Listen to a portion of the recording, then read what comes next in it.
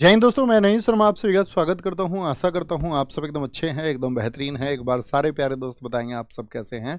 उम्मीद करेंगे बढ़िया होंगे, बेहतरीन होंगे, शानदार होंगे, ज़बरदस्त होंगे और एकदम ऊर्जावान होंगे दोस्त। और हम पहुंच चुके हैं प्रैक्टिस सेट नंबर 11 पर।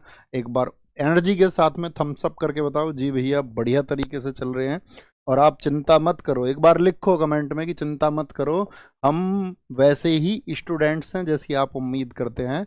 हम उतनी ही मेहनत करते हैं और हम आपका अपने जो भी नोट्स होंगे, जिस भी बुक को हम फॉलो करते होंगे, टाइमली हम उसको रिवाइज करते रहते होंगे और अच्छे से हम उसको करते रहेंगे, आगे बढ़ते रहेंगे। जब तक सफल नहीं होंगे तब तक मेहनत करते रहेंगे और सफल होने के लिए जिन जरूरी मानकों की, स्टैंडर्ड्स की ज़रूरत है, हम वहाँ तक ज़रूर पहुँचेंगे। ओके, तो ख्याल रखें और मेहनत करते रहें बहुत अच्छे तरीके से। पिछले सेट के 5 क्वेश्चन का आंसर करके आज की क्लास को शुरू करते हैं। लाहो और थांगटा डांस किन राज्यों में किया जाता है? लाहो कहाँ का है? लाहो होता है आपका मेघालय में। कहाँ पर? मेघालय में होता है आपका। और थांगटा कहाँ पर होता है? थांगटा होता है आपका मणिपुर में। कहाँ पर होता है? मणिपुर में होता है। भारत के पहले कार्यवाहक प्रधानमंत्री कौन थे? वो थे गुलजारी लाल नंदा। कौन से? जो पहले एक्टिंग प्राइम मिनिस्टर थे वो थे गुलजारी लाल नंदा। कौन थे? गुलजारी लाल नंदा थे। और अवध किसान सभा की स्थापना कब हुई थी? 1920 में हुई थी, 1920 में।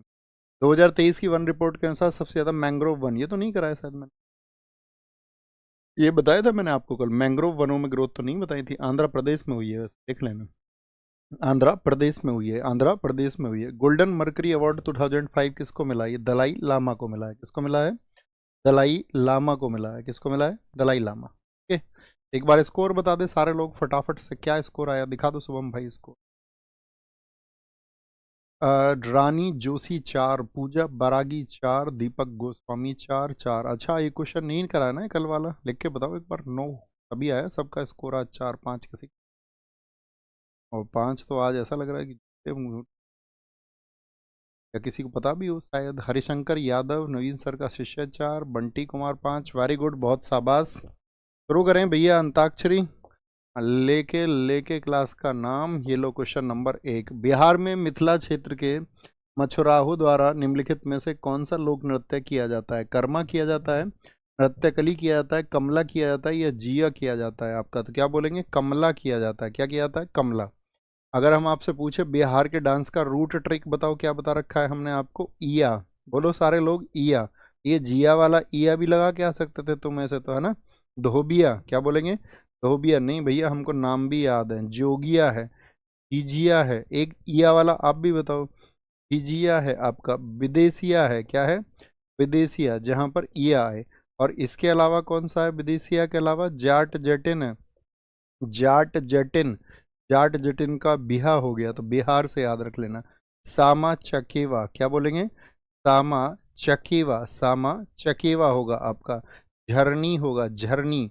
बिहिरा होगा, क्या होगा? बिहिरा। ये कहाँ के फोक डांस है? ये बिहार के फोक डांस है। कहाँ के हैं ये साथी? बिहार के फोक डांस है, ठीक है। और जो फोक डांस आपको बता रहे हैं ये लिमिटेड है, इनको उंगलियों पर रखना, फिंगर टिप्स पे, फिंगर टिप्स पे। कल बताएंगे आपका फिर साउथ के, केरला साइड के, और आपका उधर आपका यूटी के बता देंगे। आज हम आपसे कुछ पूछेंगे, हमको बताओ जरा, सिद्धि माथुरी कहाँ का है? बताओ, सिद्धि माधुरी कहाँ पर होता है? सिद्धि माधुरी कहाँ का फोक डांस है साथी? सिद्धि माधुरी हो गया आपका। वीर नाट्यम भी वहीं पर होता है। वीर नाट्यम, परफेक्ट आंसर आना चाहिए सबकी तरफ से। वीर नाट्यम भी वहीं पर होता है। बहामकल्पम भी वहीं पर होता है, बहामकल्पम। ये कहाँ के हैं? ये भैया आंध्रा के हैं। कहाँ के हैं? आंध्र प्रदेश के। आंध्र प्रदेश। कैसे बोलते हैं? अंधा आदमी भीम की कल्पना कर सकता है, अंधा आदमी वीर को ना देख पाता, वीर को देख नहीं पाता। अंधा आदमी मधुर आवाज वाली जो सिद्धि है उसकी आवाज सुन पाता है, लेकिन अंधा देख नहीं सकता। अच्छा, हमको बताओ आप, जैसे हम पूछे आपसे डागला कहाँ का है? डागला, डागला कहाँ का है? यहीं पर डागला जहाँ का होता है वहीं का होता है पंडवानी। क्या बोलोगे? पंडवानी होता है, पंडवानी। और पांडवनी कितने दिन लड़ी थी युद्ध में? हमने कहा था महाभारत में पांडव लड़े 18 दिन, और उसके दुगने दिन छत्तीसगढ़, उसमें पंडवानी कितने दिन लड़ी थी? 36 दिन। आपका सुवा, जिसमें महिला किसकी तरह नाचती हैं? बताओ किस पक्षी की तरह? सुवा, जिसमें तोते की तरह महिलाएं नाचती हैं। पंथी होता है, पंथी, पंथी होता है आपका। नवा रानी होता है, इसमें कौन सा होता है? नवा रानी, नवा रानी होता है। ये कहाँ के हैं? ये छत्तीसगढ़ के हैं भैया। कहाँ के हैं? ये छत्तीसगढ़ में होते हैं, छत्तीसगढ़ में। गोवा वाले बताओ सारे के सारे। दशावतार होता है एक, तो क्या बोलेंगे, एक डांस लिखो गोवा का आप भी।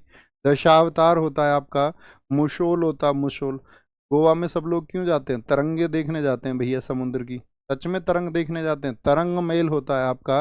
रणमाले होता है, ये कहाँ के हैं, ये हैं भैया आपका गोवा के। क्या बोलोगे, गोवा के। मुझे बताओ भवई डांस कहाँ का है, भवई। जहाँ का भवई है वहीं का है जुरीथुन। क्या, जुरीथुन। और वहीं का है राठवानी घेर। भैया जहाँ घेर लिए वहीं रात गुजार दी।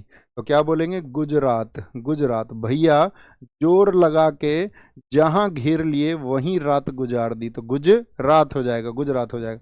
मुझे बताओ एक साथी आपका छपेली कहाँ का है, बहुत छपेली आपका घुरेही, घूरती रहती है, ठीक है, और चांटे से एकदम छाप देती है, बहुत नॉटी है, वो कौन है बताओ। वो नॉटी है आपका हिमा और आंचल, दोनों बहनें, हिमाचल। क्या बोलोगे, हिमाचल के हैं ये डांस आपका। कडशा बताओ, कडशा। कडसा, कडसा आपका, या आपका मुंडारी बताओ, मुंडारी। हुंटा डांस कहाँ का है, हुंटा। हुंटा फोक डांस, तो आप कहोगे ये भैया झारखंड के हैं। कहाँ के हैं, झारखंड के हैं। मुझे बताओ आप वीरगासे कहाँ का डांस है, वीरगासे। वीरता के गाने गाता घूम रहा था भाई, ठीक है। यक्ष क्या गा रहा था, वीरता के गाने, यक्ष गाने गा रहा था। उसकी बहन सोई हुई थी, सुगी, सुगी पड़ी थी एकदम से।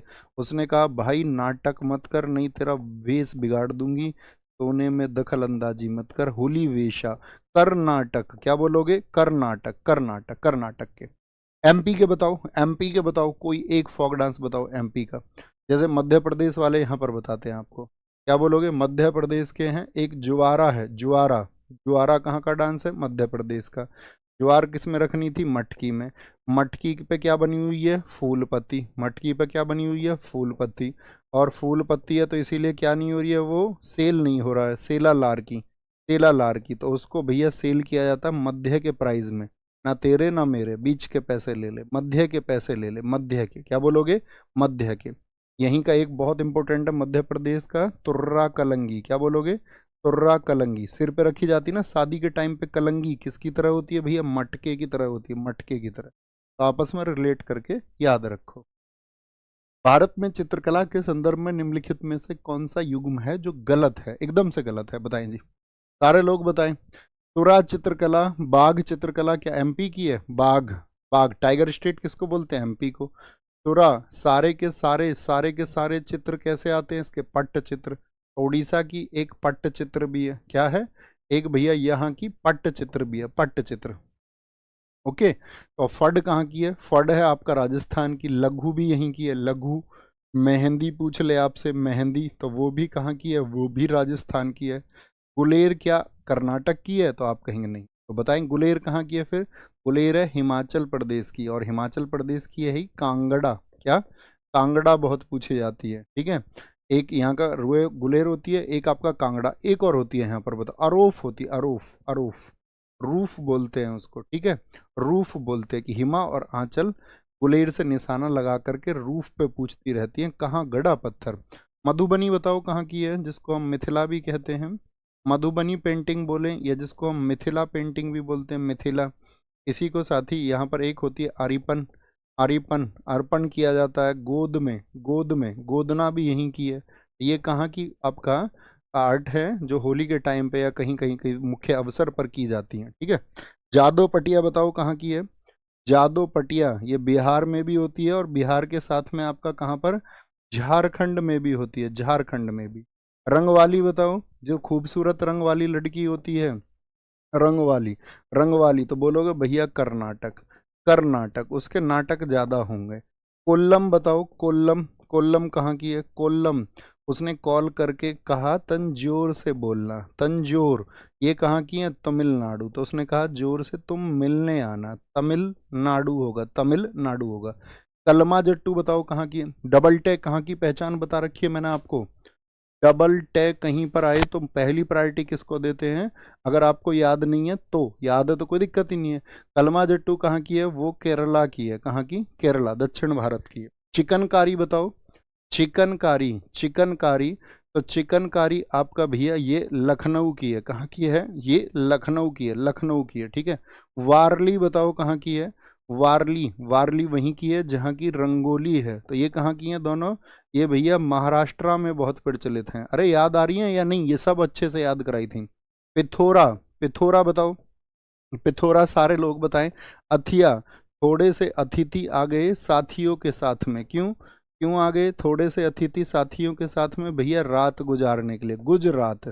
फ्रेश हवा कहाँ पे लगती है बताओ? फ्रेस्को पेंटिंग कहाँ की है? भैया जहाँ पे हरियाली होती है, हरियाणा। क्या बोलोगे? हरियाणा होता, हरियाणा में फ्रेस्को।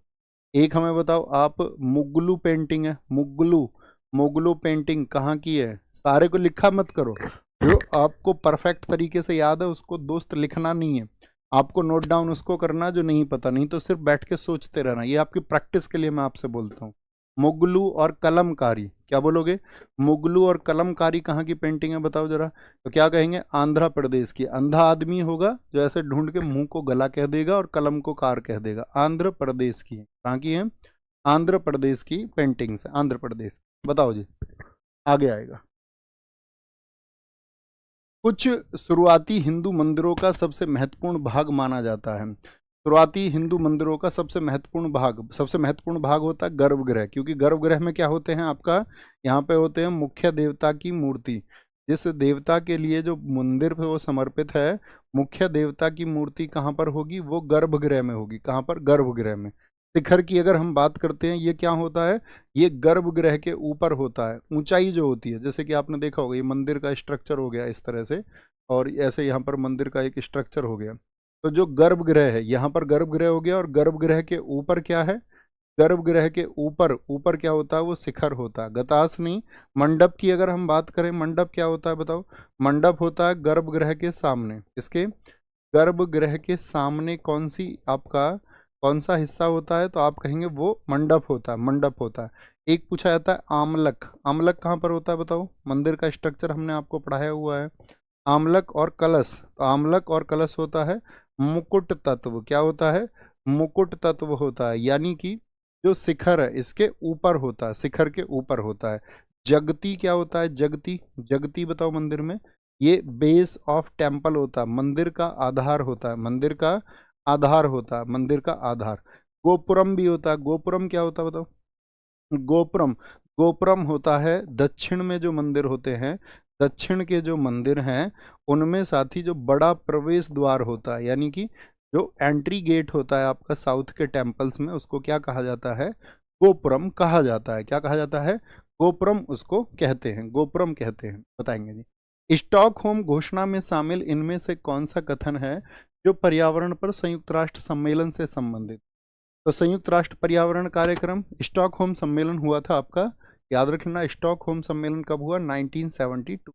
ठीक है, जिसमें परिकल्पना आई थी पर्यावरण दिवस 5 जून। इसमें आपका यूनेप का गठन हुआ। किसका? यूनेप का, यूनाइटेड नेशंस एनवायरनमेंट प्रोग्राम। इसको क्या बोलते हैं हम? यूनेप। और यूनेप का गठन किस ईयर में हुआ ये बताएं आप? 1972 में। हेडक्वार्टर कहाँ पर है इसका? यूनेप का हेडक्वार्टर तो वो है नैरोबी में। कहाँ पर है वो भैया? नैरोबी में। और नैरोबी किसकी कैपिटल है? नैरोबी किसकी कैपिटल है? तो आप कहेंगे भैया वो केन्या की कैपिटल है। किसकी? केन्या की। किस देश की राजधानी है? केन्या की राजधानी है, केन्या की राजधानी है।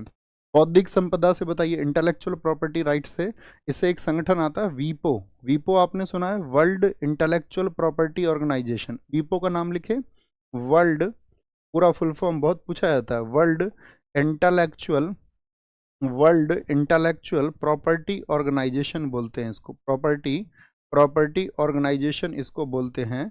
इसका हेडक्वार्टर कहाँ पर है? कौन बताएगा? तो जो वीपो है साथी, इसकी स्थापना हुई है आपकी कब? 1967 में। और इसका हेडक्वार्टर है आपका जेनेवा में। कहाँ पर है? जेनेवा में इसका हेडक्वार्टर है। कहाँ पर है?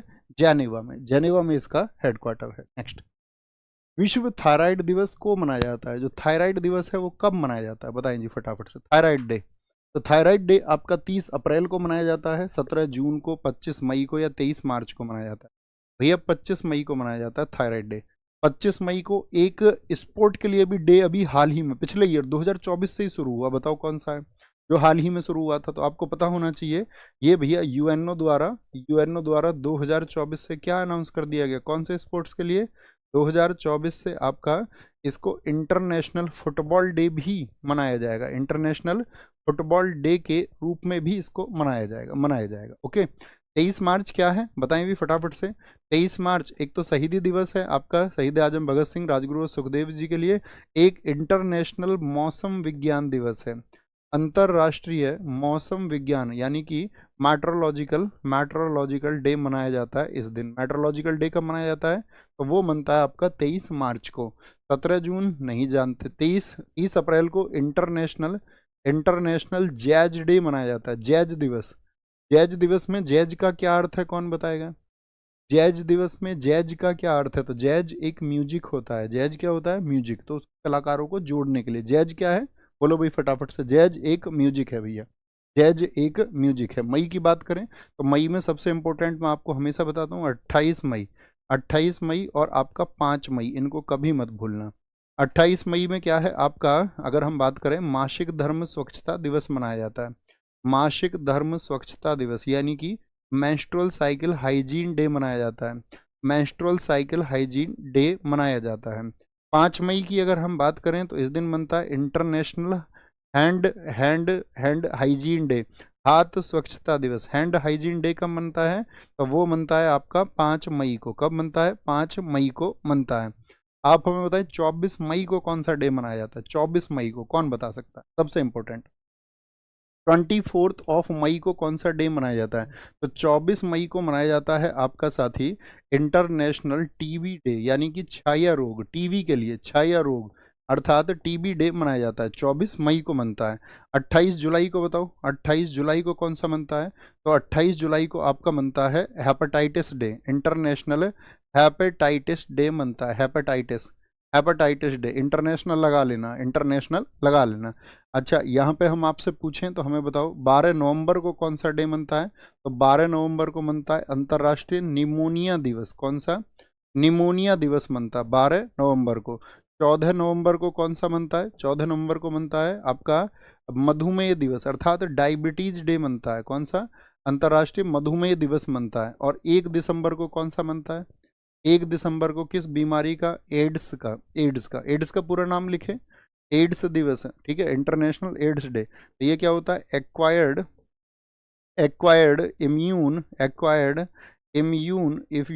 Deficiency syndrome. क्या होता है?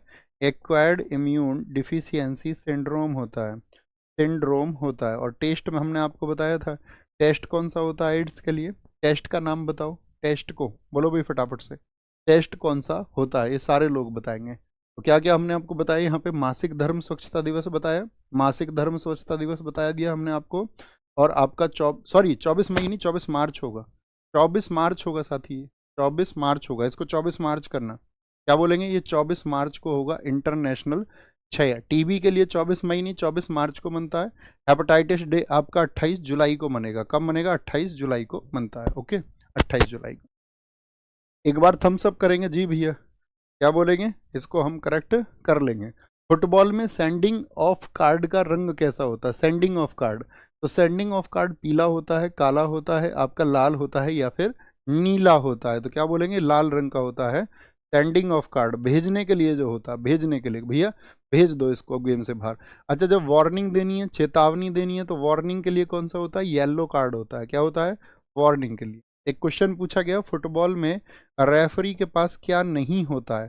फुटबॉल में जो आपका रेफरी होता है उसके हाथ में क्या होता है? तो उसके पास एक तो कार्ड होता है, एक आपका सीटी होती है और एक उसके पास में होती है घड़ी, टाइम देखने के लिए। 3 चीज़ें उसके पास में होती हैं। ओके, अगर हमने आपको बताया फुटबॉल के बारे में तो हम आपको बता ही चुके थे, ठीक है। तो मुझे बताओ, मैंने मैच कितनी देर का बताया था फुटबॉल का आपको? कितनी देर के हाफ होते हैं? कॉमा लगा के बताओ एक बार। 45 मिनट के 2 हाफ होते हैं। और जो इसका आपका जो साथी आपका लीग होता है, उसके लीग का क्या नाम है? फुटबॉल का लीग कौन सा होता है? तो फुटबॉल के लीग का नाम बताओ। तो फुटबॉल से संबंध है इंडियन सुपर लीग, आईएसएल का। अब आईएसएल की शुरुआत कब हुई थी ये आप मुझे बताओ। इंडियन सुपर लीग की जो शुरुआत हुई थी दोस्तों, वो हुई थी आपका कब? शुरुआत हुई थी 2014 में। कब हुई थी शुरुआत इसकी? 2013-14 लिखना, 2014 से पहले मतलब 13 में इसको स्टैब्लिश कर दिया गया था। 2013-14 लिखना। अब एग्जाम में देखना 13 पूछे या 14 पूछे। स्थापना 2014, शुरू 2015 में आपका। अगर हम आपसे पूछें फुटबॉल का, हमने कल आपसे पूछा था विश्व कप पहली बार कब हुआ था और कौन जीता था। फुटबॉल का पहला विश्व कप, WC लिख दें, पहला वर्ल्ड कप कब हुआ था, तो पहला वर्ल्ड कप हुआ था 1930 में। कहाँ पर हुआ था? मॉन्टेवीडियो में, मॉन्टेवीडियो। और मॉन्टेवीडियो किसकी राजधानी है? मॉन्टेवीडियो ये उरुग्वे की राजधानी है। कभी कभी इसका नाम क्या लिखा मिल जाता है? उरुग्वे। और जीता भी कौन था इसको? पहले, हमेशा पहले का रिकॉर्ड आपको पता होना चाहिए। विजेता था इसमें उरुग्वे। कौन था? उरुग्वे, है ना। उपविजेता याद करने की जरूरत नहीं है, हालांकि अर्जेंटीना था। मुझे बताओ सबसे ज्यादा बार फुटबॉल को किसने जीता, फुटबॉल वर्ल्ड कप को? सबसे ज्यादा बार विजेता कौन रहा है? सबसे ज्यादा बार विजेता रहा है आपका, सबसे ज्यादा बार विजेता रहा है ब्राजील। कितनी बार जीता ब्राजील ने? 5 टाइम्स जीता है। कितना? 5 बार जीता भैया, 5 बार। हम आपसे पूछे वर्तमान में विजेता कौन है इसका, यानी पिछला वाला किसने जीता था, वर्तमान में विनर कौन है एट प्रेजेंट, तो वो है आपका अर्जेंटीना। क्या बोलोगे? अर्जेंटीना। किसको हराया था अर्जेंटीना ने?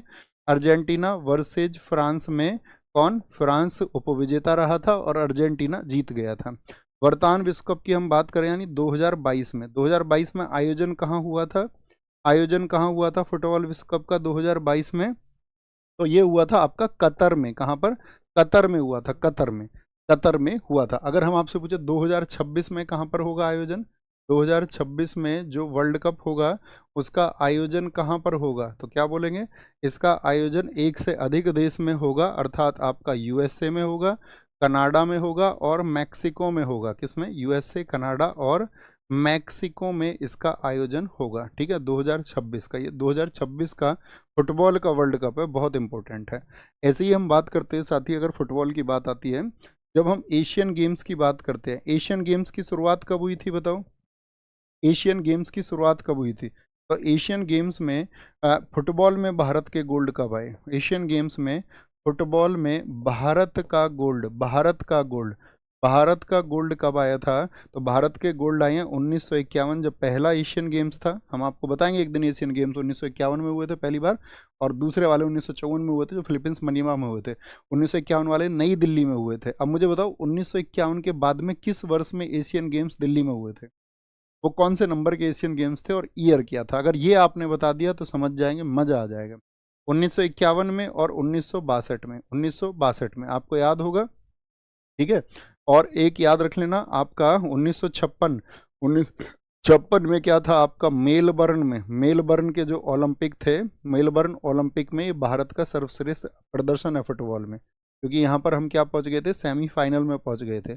1956 में हमारा 4th प्लेस था आपका, 4th प्लेस, 4th प्लेस। ठीक है, अच्छा मैं आपसे पूछूं फुटबॉल टीम ने कितने ओलंपिक खेले हैं हमारी ने? तो 4 खेले हैं, याद रखना है इस बात को, 4 खेले हैं। ठीक है, 1960 तक, 48 वाला, 52 वाला, 56 वाला और 1960 वाला। निम्नलिखित में से किस संगीतकार ने अनूप राग विलास नामक पुस्तक लिखी है? अनूप राग विलास ये किसकी बुक है? पंडित कुमार गुंधर्व की है, पंडित जसराज की है, पंडित बिरजू महाराज या पंडित दिनकर कैकिनी? एकदम ठीक है, पंडित कुमार गंधर्व की है, गंधर्व की। इनको सबसे इंपॉर्टेंट, इनका पद्म विभूषण, विभूषण नहीं पद्म भूषण याद रखना, इनका 1977 का है। और पद्म विभूषण इनका पूछे तो 1990 का है, 1990 का है। ओके, पंडित जसराज, पंडित जसराज इनकी किताब का नाम है रसराज। कौन सी किताब है इनकी? इनकी म्यूजिक एल्बम है रसराज। बिरजू महाराज नहीं याद करने की जरूरत है एल्बम के रूप में, और पंडित दिनकर कैकिनी नहीं याद करने की। सबसे इंपॉर्टेंट है पंडित रविशंकर की एल्बम बताओ। पंडित रविशंकर किस वाद्य यंत्र से संबंधित है पंडित रविशंकर? और इनका भारत रत्न भी हमको बताओ। पंडित रविशंकर किससे संबंधित है? सितार से हैं। किससे हैं? सितार से हैं। ठीक है, सितार से हैं। चीनू सिंह कह रहे हैं सर 1982 में हुआ था। क्या हुआ था 1982 में? 1982 में एकदम से ठीक है आपका, ठीक है। 1982 में क्या दिक्कत है? क्या हो गया 1982?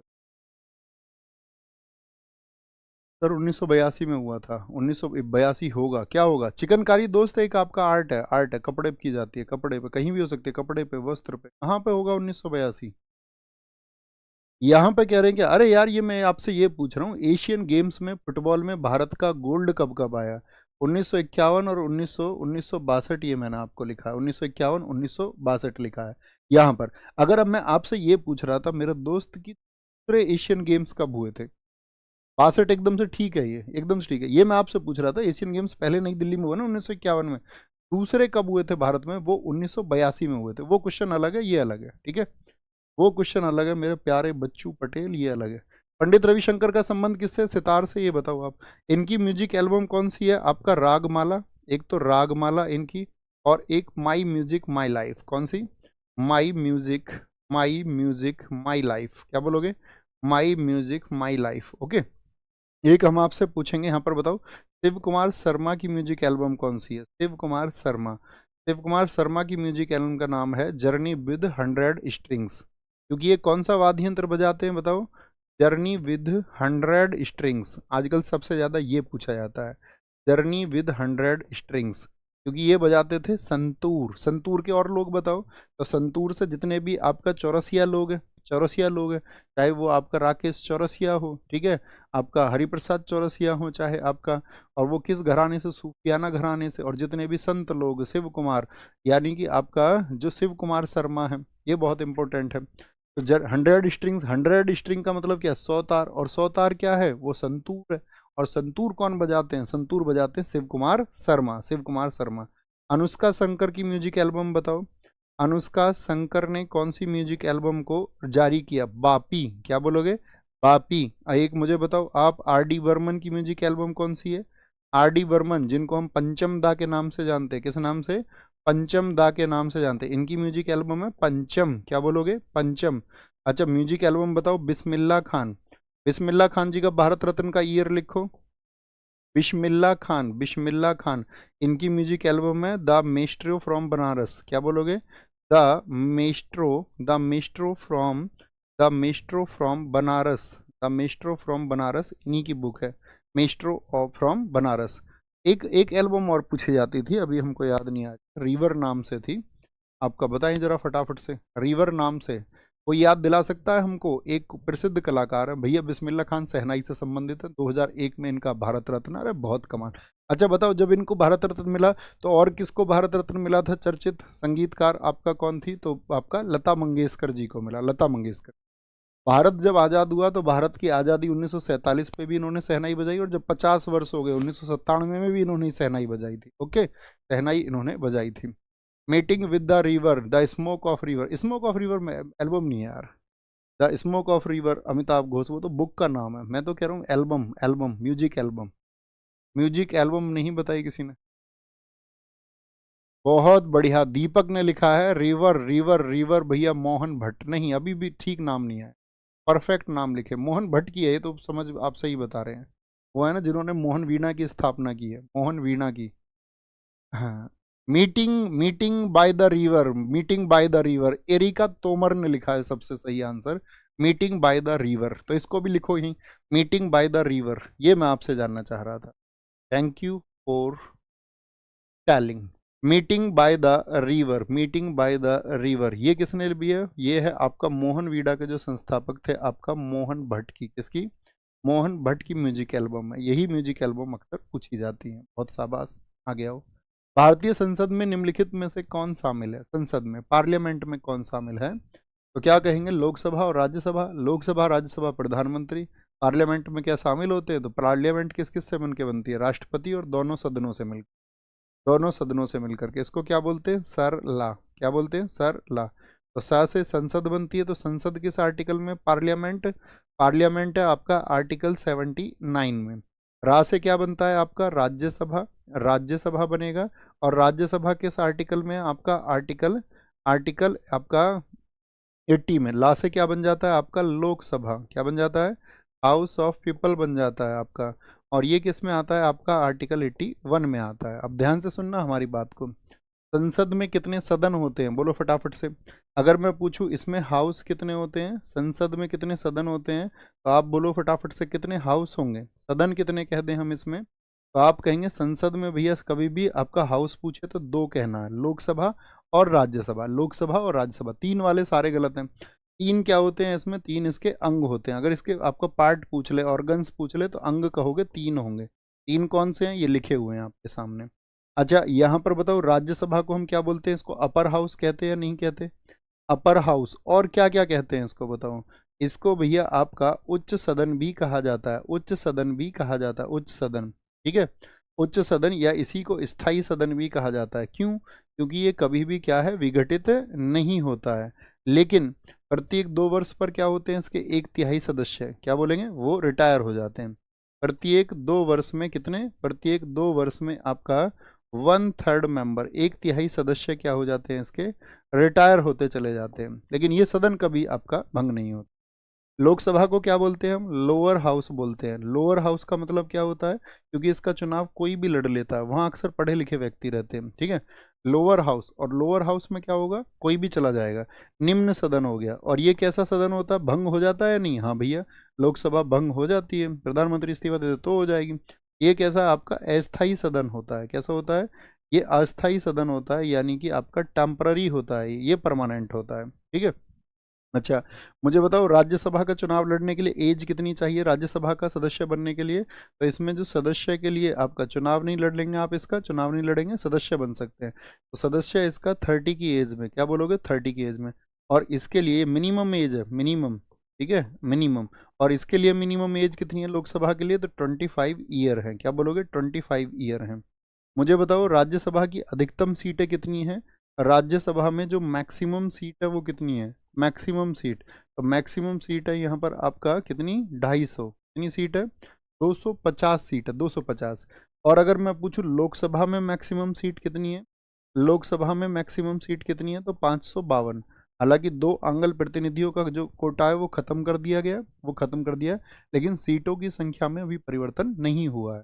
तो उसको लिए अगर ऑप्शन में 550 मिला तो 550 चुन लेना, कोई दिक्कत नहीं है, नहीं तो 552 को चुन। ओके, ठीक है। तो ये राष्ट्रपति का आर्टिकल हुआ। अब हमें बताओ यहाँ पर, जैसे संसद कुछ इंपॉर्टेंट है, जैसे मुझे बताओ यहाँ पर जो आपका संसद के सत्र होते हैं, यानी कि सेशन ऑफ पार्लियामेंट होते हैं, वो किस आर्टिकल में है, संसद के सत्र जो हैं वो किस आर्टिकल में है। तो संसद के सत्र जितने भी हैं, सेशंस जितने भी होते हैं, वो आर्टिकल 85 में होते हैं। इसमें प्रोरोगेशन हुआ, आपका सत्रावसान हुआ, आह्वान हुआ, ये सब इसी में होंगे, ठीक है, इसी में होंगे।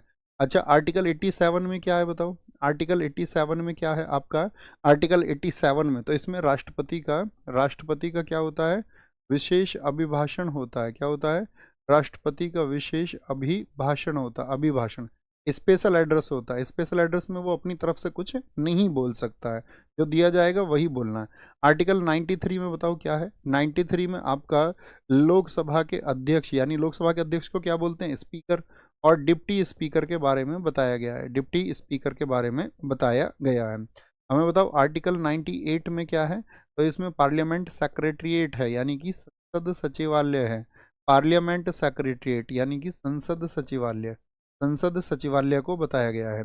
आप मुझे बताओ आर्टिकल 105 में क्या बताया गया है, आर्टिकल 105 में आपका जो एमपी होते हैं उनके प्रिविलेजेस को बताया गया है, संसद सदस्यों के विशेषाधिकार को बताया गया है, कि वो अपनी कार्यवाही के दौरान जो बोलते हैं उससे उनको बहुत सारी छूट, जो प्रिविलेजेस मिलते हैं उसको बताया गया, प्रिविलेजेस को।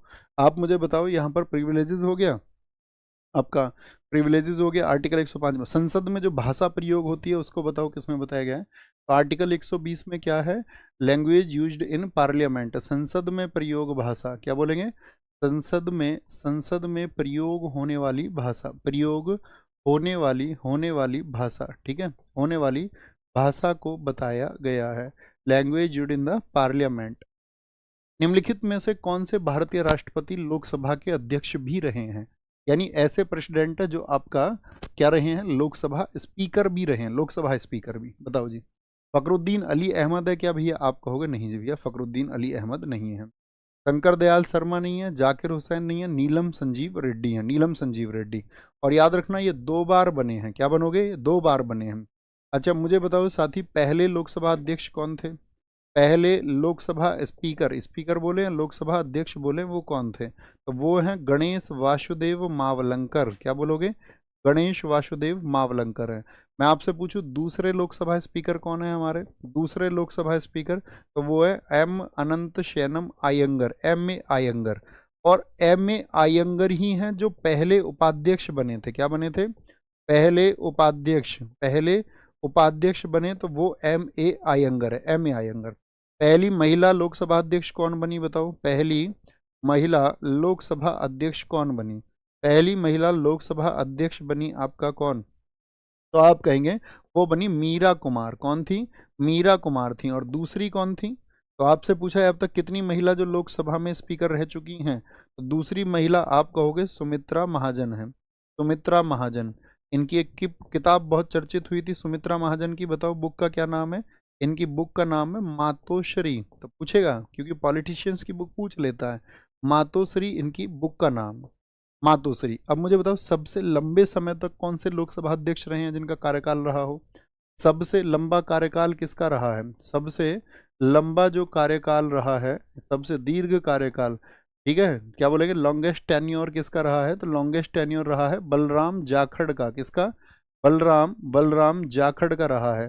कितने वर्ष रहे थे बलराम जाखड़ भैया? तो बलराम जाखड़ रहे थे आपका 9 वर्ष, लगभग 9 वर्ष 300 कुछ दिन ये रहे थे। मुझे बताओ लोकसभा में जो स्पीकर होता है उसके पास में एक आपका डिसिजिव वोट होता है, निर्णायक मत होता है। होता है नहीं होता? कि आपका मत बराबर होने में वो उस वोट को डाल सकता है लोकसभा का स्पीकर। तो लोकसभा का स्पीकर के लिए वो वोट का अधिकार किस में बताया गया? आर्टिकल 100 में। लोकसभा में एक विपक्ष का नेता भी होता है, हाँ या ना? तो मुझे बताओ लोकसभा में आपका जो विपक्ष का पहला नेता बने थे, अपोजिशन के पहले leader, first opposition leader in lower house, पहले नेता कौन थे? तो याद रखना वो थे आपके राम सुभग सिंह। राम सुभग सिंह। क्या बोलोगे? राम सुभग सिंह थे। राम सुभग सिंह थे, ये याद रख लेना, ठीक है। अच्छा मुझे बताओ साथी, वर्तमान में लोकसभा के अध्यक्ष कौन है? वर्तमान में, ये आंसर तो सबका ही आ जाना चाहिए। तो वर्तमान में तो आपका कौन है भैया लोकसभा अध्यक्ष? तो आप कहोगे भैया लोकसभा अध्यक्ष है आपके वर्तमान में ओम बिरला। पहले वह लोकसभा अध्यक्ष कौन थे जिनके खिलाफ अविश्वास प्रस्ताव आया था? तो वो थे आपका जीवी मावलंकर। पूछ ले लोकसभा के पहले जनजातीय अध्यक्ष कौन थे? तो वो पीए संगमा थे। कौन थे? पीए संगमा। लोकसभा में केंद्र शासित क्षेत्रों का सर्वाधिक प्रतिशत कितना हो सकता है? 15, 20, 25 या उपरोक्त में से कोई नहीं। 20 की बात की गई। कितने की? 20 की बात की गई। स्टेट को कितना दिया गया है इसमें? राज्यों के पास कितनी सीटें हैं? राज्य के पास में है 530 सीटें, ठीक है। यूटी के पास में कितनी सीटें हैं? यहाँ पर 20 सीटों की बात की गई, ठीक है। लेकिन वर्तमान में कितनी सीट है? वर्तमान में आपका 543। कुछ भविष्य के लिए हैं, जब कश्मीर वो आपका उधर जो हिस्सा भारत का पाक ऑक्यूपाइड वाला कश्मीर जो कि छीन लिया गया, तो भविष्य के लिए उसको रिजर्व करके रखा गया, तब सीटों की संख्या इतनी हो जाएगी। अगर मैं आपसे पूछूं लोकसभा के लिए जनरल सीटों की संख्या कितनी है, तो जनरल सीट है 412। एससी के लिए कितनी सीट रिजर्व है? एससी के लिए 84। एसटी के लिए कितनी सीट है? आपका 47। तो कुल मिला के कितना बन जाएगा? 543 हो जाएगा। कुल मिलाकर कितना हो जाएगा? 543। तो ये कुल मिला के भी पूछ लेता है एससी एसटी का आरक्षण कितना है लोकसभा में, तो आप क्या बोलोगे कितना है? जोड़ के बताओ सारे को। 84 में 47 जोड़ोगे तो कितना बनेगा? तो आप कहोगे भैया ये बन जाएगा आपका 131 सीट। और 131 सीट प्रतिशत में कितनी बन जाएंगी 543 का? तो 24 दशमलव कुछ प्रतिशत बनेंगी। 24 दशमलव कुछ प्रतिशत बनेंगी। अच्छा लोकसभा में जो ये सीटें आपका दी गई हैं, ये किस जनगणना के आधार पर दी गई हैं, ठीक है। तो लोकसभा में जो साथी आपका लोकसभा सीट में जो जनगणना का आधार है, जनगणना को आधार बनाया गया है, वो किस जनगणना को? तो वो जनगणना आधार है 1971 की जनगणना। उसके बाद से उसको नहीं बदला गया है। क्यों नहीं बदला गया है?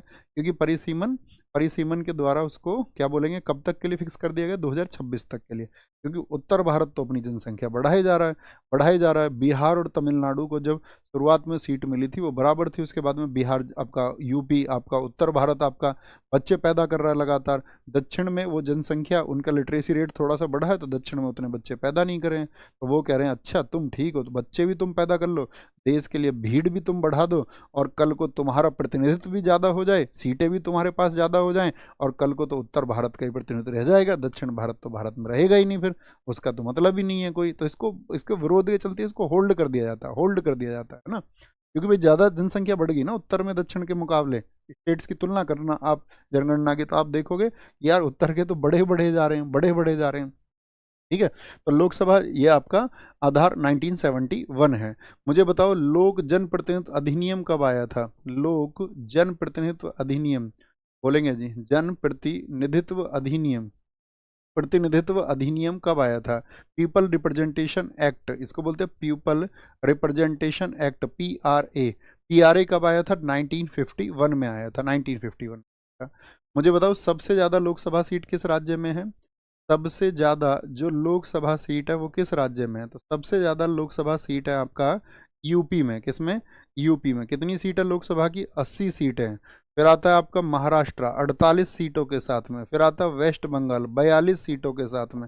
फिर आता है आपका क्या बोलेंगे, बिहार 40 सीटों के साथ में। आंध्रा, आंध्रा 42 सीट है वहाँ पर भी आपका, ये याद रख लेना, ठीक है। और अगर हम बात करें यहाँ पर आपसे पूछ ले मिजोरम, नागालैंड और सिक्किम में कितनी सीटें हैं बताना।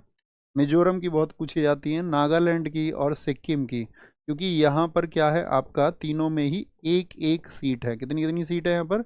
एक एक सीट है। असम की बहुत इंपॉर्टेंट पूछी जाती है सीट। असम में कितनी है लोकसभा की? 14 है। कितनी है? 14 है। असम में लोकसभा की 14 सीट है, ये पूछा जाता है। अच्छा दिल्ली में भी बता दो, दिल्ली में लोकसभा की कितनी सीट है? दिल्ली में लोकसभा की 7 सीट है। कितनी है? 7 सीट है, ये पूछा जाता है। जैसे हमने कहा कि परिसीमन के द्वारा, अच्छा जो डेलिमिटेशन है, डीलिमिटेशन भी जिसको हम बोलते हैं, परिसीमन आयोग कितनी बार गठित हुआ है भारत में? डीलिमिटेशन कमीशन, इसके द्वारा बताया जाता है कि भाई यहाँ तक इस क्षेत्र में ये क्षेत्र रहेगा आपका, जैसे कि बायस ना किया जा सके कि भाई एक जगह ऐसा भी कर सकते हैं ना, कोई सीट जीतनी है तो उसमें हिंदुओं की सीट ज़्यादा कर दी तो हिंदू प्रत्याशी जीत जाएगा, मुसलमानों की ज़्यादा सीट कर दी, तो परिसीमन आयोग इसको कंट्रोल से बाहर रखा गया है उसकी रिपोर्ट्स को। तो परिसीमन 1952 में हुआ, 1963 में हुआ आपका, 1963, 1973 में हुआ और 2002 में हुआ। और कब तक के लिए सीटें बराबर रख दी गई हैं आपका? 2026 तक सीटों में कोई परिवर्तन नहीं होगा, कोई परिवर्तन नहीं होगा, ठीक है। आगे आएंगे। लोकसभा में किसी विधेयक पर आम बहस निम्नलिखित में से किस स्तर पर होती है? क्या बोलेंगे? आम बहस निम्नलिखित में से किस स्तर पर होती है? जैसे कोई बिल पेश हुआ, देखो पहले तो बिल ही पेश होता है दोस्त, उसके बाद में क्या बनता है? अगर बिल पास हो जाता है, बिल पास होने के बाद में क्या बन जाता है? तो आप कहेंगे भैया वो एक्ट बन जाता है। क्या बन जाता है? वो एक्ट बन जाता है। ओके, तो विधेयक की प्रस्तुति के समय द्वितीय वाचन में, प्रतिवेदन स्तर पर या तृतीय वाचन में? देखो ये क्या बोलेंगे, आपका बहस होती है द्वितीय वाचन में। वाचन कुल कितने होते हैं? रीडिंग होती हैं 3। जो पहला वाचन होता है, फर्स्ट होता है आपका, उसमें क्या होता है? फर्स्ट में पहली रीडिंग में बताया जाता है, जो मंत्री उसको पेश कर रहा है वो उसके कारण बताएगा, ऑब्जेक्टिव बताएगा, ठीक है, वो बताएगा कि भाई इस बिल को हम क्यों लेके आए हैं, क्यों लेके आए हैं। सेकंड में क्या हो जाता है आपका? सेकंड में आपका साथी डिबेट हो जाती है, अर्थात बहस होती है, उस पर डिबेट होती है। और डिबेट होने के बाद में क्या होता है? तीसरे वाचन में, थर्ड में क्या होता है? थर्ड में आपका, थर्ड में क्या बोल देंगे उसको, उसके पक्ष या विपक्ष में मतदान हो जाएगा। मतदान यानी कि वोटिंग हो जाती है। क्या हो जाती है? वोटिंग हो जाती है, वोटिंग सदन में, ठीक है। अच्छा सदन में जो पहला घंटा होता है, सदन की कार्रवाई कितने बजे से शुरू होती है? बोलो फटाफट से, सब लोग आंसर बोलो। अंत तक भैया कुर्सी फेंकने लगते हैं, हाँ भैया कपड़े वपड़े फाड़ देते हैं ये, इसीलिए हम इनको चुन के भेजते हैं कि ये देश में हमारे लिए कानून बनाएंगे। लेकिन तुम वहाँ इनको देखो, वहाँ तुम देखोगे तो ये ऐसे लगते हैं कि हमने नमूने चुन के भेज दिए हों, खिलौने चुन के हमने भेजे हों। बोलेंगे भैया 11 बजे से शुरू होती है, बहुत बढ़िया। 11 बजे से शुरू होता है उसको क्या बोलते हैं? वो होता है क्वेश्चन आवर, प्रश्न काल। और 12 बजे से जो शुरू होता है उसको क्या बोलते हैं? उसको बोलते हैं जीरो आवर। क्या बोलते हैं? Zero hour. और 1 बजे क्या हो जाता है? 1 बजे लंच हो जाता है 1 घंटे का। 2 बजे नेताजी थक जाते हैं ना 2 घंटे में, बड़ी दिक्कत हो जाती है। तुम नहीं थक जाते होगे? इतने नेताजी आदमी है यार, हैं इतना काम करते हैं तुम्हारे लिए, बताओ थक नहीं जाएंगे 2 घंटे में? आराम नहीं करेंगे फिर 1 घंटे का? अरे बोलो। बोलेंगे हाँ भैया बिल्कुल करें, करना चाहिए उनको, इतना परिश्रम वो करते हैं। उनकी छुट्टी जैसे सरकारी स्कूलों में बच्चों की छुट्टी नहीं पड़ती, उससे भी ज़्यादा छुट्टी रहती है नेताजी की। संसद इतने दिन में छुट्टियां रहती हैं उनकी, और फिर नेताजी के लिए बीच में काम भी रहता है, कभी थोड़ा दिक्कत हो जाए नेताजी को, है ना। दिक्कत नहीं होनी चाहिए। देश की जनता बेशक भूखी मर जाए, इस देश की जनता चाहे जात पात के चक्कर में फंस करके अपना जो सारा एनर्जी है उन्हीं चीज़ों पे लगाती रहे, इनको वोट देती रहे और ये अपनी जेबें भरते रहे और रेस्ट करते रहे आराम से। वह पहला व्यक्ति कौन सा था जिसने स्वदेशी आंदोलन की विचारधारा की वकालत की थी? तो पहला व्यक्ति है भोलानाथ चंद्र। कौन है? बोलो फटाफट से बोलेंगे, भोलानाथ चंद्र, भोलानाथ चंद्र। अच्छा मुझे बताओ स्वदेशी आंदोलन के आलोचक कौन थे? स्वदेशी आंदोलन के आलोचक, जो साथी स्वदेशी आंदोलन चला था, स्वदेशी मूवमेंट चला था, उसके जो क्रिटिसाइज किया था उसको किसने किया था? Criticize by Rabindranath Tagore, Rabindranath Tagore. क्योंकि वो ये मानते थे कि किसी के तुम इग्नोर नहीं कर सकते दूसरे देशों को, हमको अपनी कमियां सुधारनी है, लेकिन दूसरे देशों से हमको सीखना भी है, ठीक है।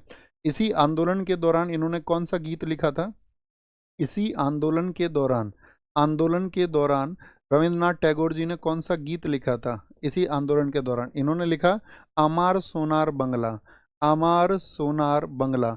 और अमार सोनार बंगला मुझे बताओ किस देश का राष्ट्रीय गीत बना ये बाद में? तो ये बांग्लादेश का साथी आपका, बांग्लादेश का ये आपका राष्ट्रीय गीत बना था बाद में। किसका राष्ट्रीय गीत बना था? स्वदेशी आंदोलन की डेट याद रखना, 7 अगस्त 1905 कलकत्ता टाउन हॉल से शुरू किया गया था, कलकत्ता टाउन हॉल से। बंगाल का एकीकरण किस वर्ष में संपन्न हुआ? पहले तो मुझे बताओ बंगाल का विभाजन किस वर्ष में हुआ था? करजन के टाइम पे किस ईयर में हुआ था? तो डेट बतानी है आपको, कल हमने आपको याद कराया था, और आप प्रमाण दीजिए कि हाँ आप अच्छा रिवीजन कर रहे हैं। तो किस दिन वो लागू हुआ था? तो आप कहेंगे 16 अक्टूबर 1905 को लागू हुआ, 16 अक्टूबर 1905 को लागू हुआ था भैया। तो एकीकरण कब हुआ दोबारा से? तो एकीकरण हुआ 1912 में। क्या बोलेंगे? 1912 में। क्योंकि 1912 में क्यों जी? क्योंकि यहाँ पर आपका तीसरा दिल्ली दरबार लगा था, थर्ड दिल्ली दरबार। दिल्ली में ये आपका बहुत पैसा खर्च करते थे, क्योंकि वहाँ से इनके अब्बू आते थे ब्रिटेन से, ठीक है, वहाँ से अपने अब्बू के स्वागत में करते थे ये लोग। और याद रखना तीसरे दिल्ली दरबार में बंगाल विभाजन को क्या कर दिया गया? रद्द कर दिया गया। बंगाल विभाजन को रद्द कर दिया गया, बंगाल विभाजन को रद्द कर दिया गया। बंगाल विभाजन रद्द हुआ आपका 1911। डेट पूछे तो डेट बोलना 12 दिसंबर। क्या बोलोगे? 12 दिसंबर। इसी दिन क्या कहा गया था? इसी दिन कहा गया था कि राजधानी अब क्या बनेगी? राजधानी बनेगी कलकत्ता से, कलकत्ता से। पहले क्वेश्चन पूछूंगा आपसे, देखूंगा कितने लोग बहुत अच्छा बता सकते हैं। बताओ नई दिल्ली राजधानी कब बनी? नई दिल्ली राजधानी कब बनी? परफेक्ट आंसर आना चाहिए, पूरी कक्षा से उम्मीद करता हूँ। राजधानी कलकत्ता से दिल्ली, जितने साथियों ने सुना होगा ध्यान से वो समझ गए होंगे। राजधानी कलकत्ता से दिल्ली 1911 में तो हुई घोषणा, लेकिन बनी कब? 1912 में। कब बनी? कब बनी? 1912 में वो साथी आपका बन गई, ठीक है। और इसकी जो घोषणा की थी, वो अनाउंसमेंट जो की थी, वो घोषणा हुई थी आपका इसके द्वारा, आपका जॉर्ज 5। क्या बोलोगे? जॉर्ज 5। कोई बोलेगा किंग, हमारा किंग काय को होता? होगा जिसका होगा किंग, हमारा तो लिए तो क्या है, सिर्फ जॉर्ज पंचम है, ठीक है। तो क्या बोलेंगे? 1912 बताया सबने? नहीं, 1931 सही आंसर होगा दोस्त। मैंने दिल्ली नहीं पूछा, मैंने आपसे नई दिल्ली पूछा था, 1931। तो कभी भी पूछा जाए नई दिल्ली को बसाया कब गया, तो आप लिखना 1927। और कभी भी पूछे नई दिल्ली राजधानी कब बनी, तो 1931 में। ये सिर्फ दिल्ली है, तो नई दिल्ली तो एक शहर ही बसाया गया था 1927 में, इस समय तक वो होता भी नहीं। ओके, तो दिल्ली दरबार लगा। कितने दिल्ली दरबार लगे टोटल? दिल्ली दरबार भारत की जनता का जो साथी खून चूस के कमाया गया पैसा था, उसको पहले तो लिटन ने, जब बंगाल में, मैंने आपको बताया था हालात, बंगाल में अकाल पड़ा था 78 से 78 तक। हम सब करके बताओ ना यार, हाँ पता है भैया। तो लिटन के टाइम पे लगा दिल्ली का पहला दरबार, फर्स्ट दिल्ली दरबार, दिल्ली कोर्ट, दिल्ली दरबार। इसमें क्या हुआ आपका किस वर्ष में? 1877 में। क्या हुआ था? इन्होंने बोला जो विक्टोरिया है, विक्टोरिया वो भारत की रानी है, विक्टोरिया को साम्राज्ञी घोषित कर दिया गया, विक्टोरिया को। तो भैया यही है अब साम्राज्ञी, एम्प्रेस यही है। एम्प्रेस आज भी बिना वीजा के आती है, ठीक है। दूसरा क्या बोलेंगे? दूसरा जो दिल्ली दरबार लगा वो लगा करजन के टाइम पे, करजन के टाइम पे 1903 में, 1903 में दूसरा दरबार। और इस टाइम पे कौन आया था? इसका पापा आया एडवर्ड सेवंथ। क्या बोलोगे? और इसकी मम्मी आई, उसका नाम था अलेक्जेंड्रा। क्या बोलेंगे? इनको भारत के घोषित करते थे कि भैया यही है सम्राट, है ना, जैसे ये यहीं पे पैदा हुए हों। और तीसरा कब लगा? तीसरा लगा था ये हार्डिंग सेकंड के टाइम पे। क्या बोलोगे? हार्डिंग सेकंड के टाइम पे, हार्डिंग सेकंड के टाइम पर ये लगा था आपका, याद रख लेना। और इस टाइम पे कौन आया? इसका पापा, उसका नाम था जॉर्ज पंचम, जॉर्ज पंचम आया। और एक इसकी मम्मी, उसका नाम था कैथरीन मैरी, कैथरीन मैरी आई। कौन आई? कैथरीन मैरी इसकी मम्मी आई थी यहाँ पर। ओके, याद रख लेना इस बात को, तुमको याद रख लेना। जॉर्ज पंचर आया और कौन आया? एक कैथरीन आई मेरी ऐसे मत लिख देना तुम कैथरीन मेरी कैथरीन मैरी है वो, मैरी, मेरी नहीं, पिटाई हो जाएगी, गंदी बात है नहीं। 1907 में मुस्लिम लीग का वार्षिक अधिवेशन कहाँ पर हुआ था? वार्षिक अधिवेशन भाई साहब मुस्लिम लीग का, एकदम ऐसे सीधे बन जाओ। मुस्लिम लीग का वार्षिक अधिवेशन कहाँ हुआ था? तो मुस्लिम लीग मुझे बताओ पहली बात तो बना कब? 1906 में। मुस्लिम लीग कब बना साथी आपका? 1906 में। कहाँ पर? 1906। किसने बनाया था? एक तो सलीम उल्लाह खां, सलीम उल्लाह खां, ठीक है, सलीम उल्लाह खां, और एक आपका आगा खां। कौन? आगा खां। ये दोनों व्यक्तियों ने मिलकर क्या बनाया? इसको मुस्लिम लीग को बनाया, मुस्लिम लीग को। अब पूछ रहा मुस्लिम लीग का वार्षिक अधिवेशन 1907 में हुआ कहाँ पर था? तो ये हुआ कराची में। कहाँ पर? कराची में हुआ था, ठीक है, कराची में। और मुस्लिम लीग का जो गठन हुआ था वो कहाँ पर हुआ था? कहाँ पर हुआ था इसका गठन? तो ये ढाका में हुआ था। कहाँ पर? ढाका में हुआ था, ढाका में।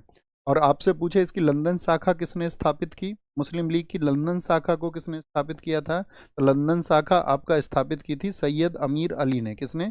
सैयद अमीर अली ने, सैयद अमीर अली ने। एक इन्होंने साथी अपना मुक्ति दिवस मनाया था, बोलो फटाफट से। मुक्ति दिवस किस दिन मनाया था? बोलेंगे जी। मुक्ति दिवस मुस्लिम लीग की बात कर रहे हैं हम। मुस्लिम लीग ने जो मुक्ति दिवस मनाया वो कब मनाया था? तो जो मुक्ति दिवस पूछे आपसे मुस्लिम लीग का, मुक्ति दिवस जो इन्होंने साथी अपना बनाया, लिबरेशन डे, कब मनाया था इन्होंने? तो ये मनाया 22 मार्च 1939 को। क्या बोलोगे? 22 मार्च 1939 को। दूसरी बात, इनसे पूछा जाएगा आपसे पाकिस्तान दिवस किस दिन मनाया इन्होंने? पाक डे किस दिन मनाया? तो पाकिस्तान दिवस जो साथी इन्होंने मनाया था वो मनाया था 23 मार्च 1943 को, 23 मार्च 1943 को, ठीक है। थर्ड आपका, इन्होंने डायरेक्ट एक्शन डे कब मनाया? प्रत्यक्ष कार्यवाही दिवस, जिसमें देश में दंगे हुए, प्रत्यक्ष कार्यवाही दिवस, खूब उत्पात देश में हुआ, प्रत्यक्ष कार्यवाही दिवस, इसको बोलते हैं डायरेक्ट एक्शन डे। क्या बोलोगे? Direct action day. Direct action day, DAD, कब मनाया गया? तो डीएडी मनाया गया था साथी आपका 16 अगस्त 1946 को, ठीक है, 16 अगस्त 1946 मुस्लिम लीग द्वारा आयोजित किया गया था। कभी भी पूछे दो राष्ट्र सिद्धांत किसने दिया? बताओ, दो राष्ट्र सिद्धांत, बोलेंगे जी। टू नेशन थ्योरी किसने दी थी? तो टू नेशन थ्योरी आपका जिन्ना द्वारा दी गई। किस अधिवेशन में? लाहौर अधिवेशन में 1940 में, लाहौर 1940 में ये थ्योरी दी गई थी।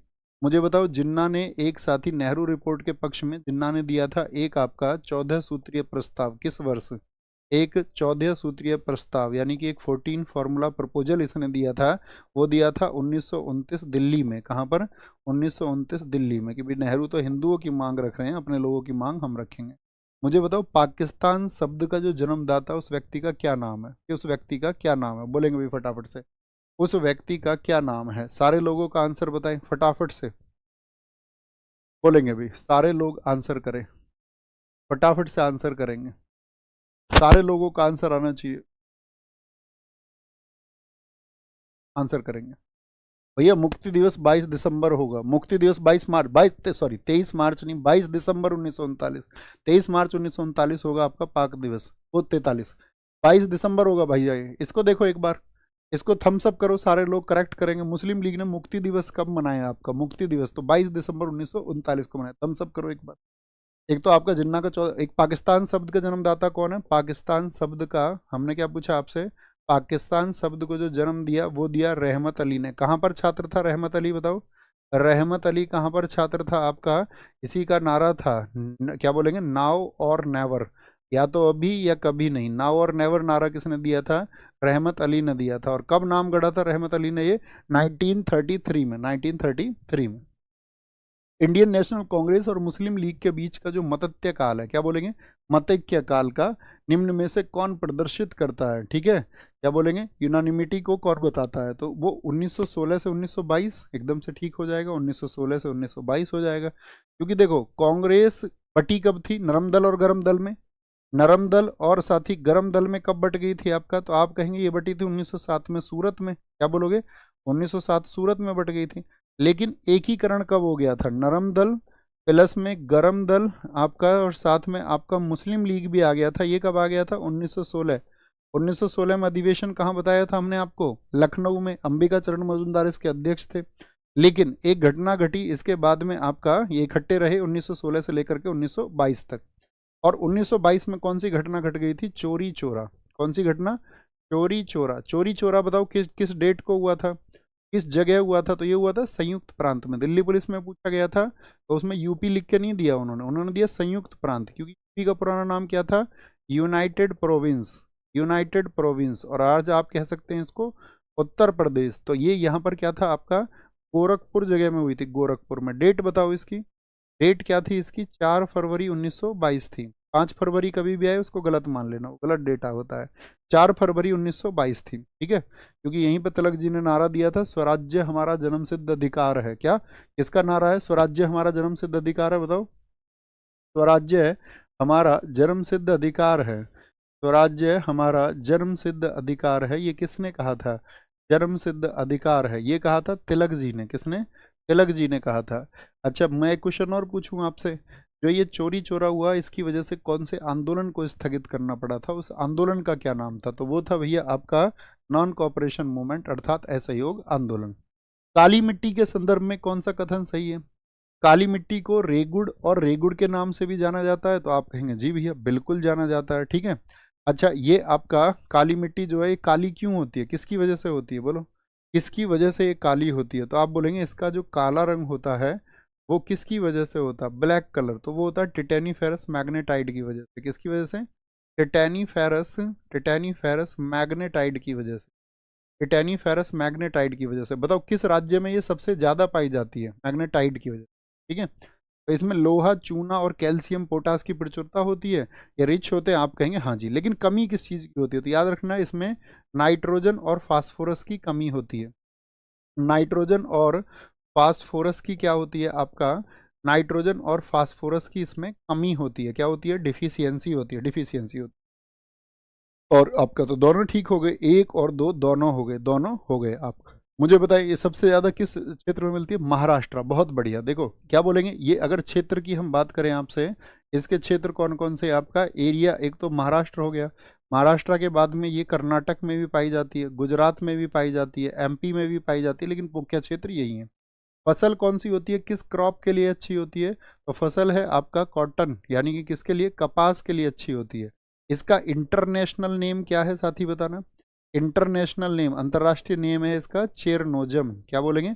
अंतर्राष्ट्रीय स्तर पर इसको चेरनोजम कहा जाता है, चेरनोजम।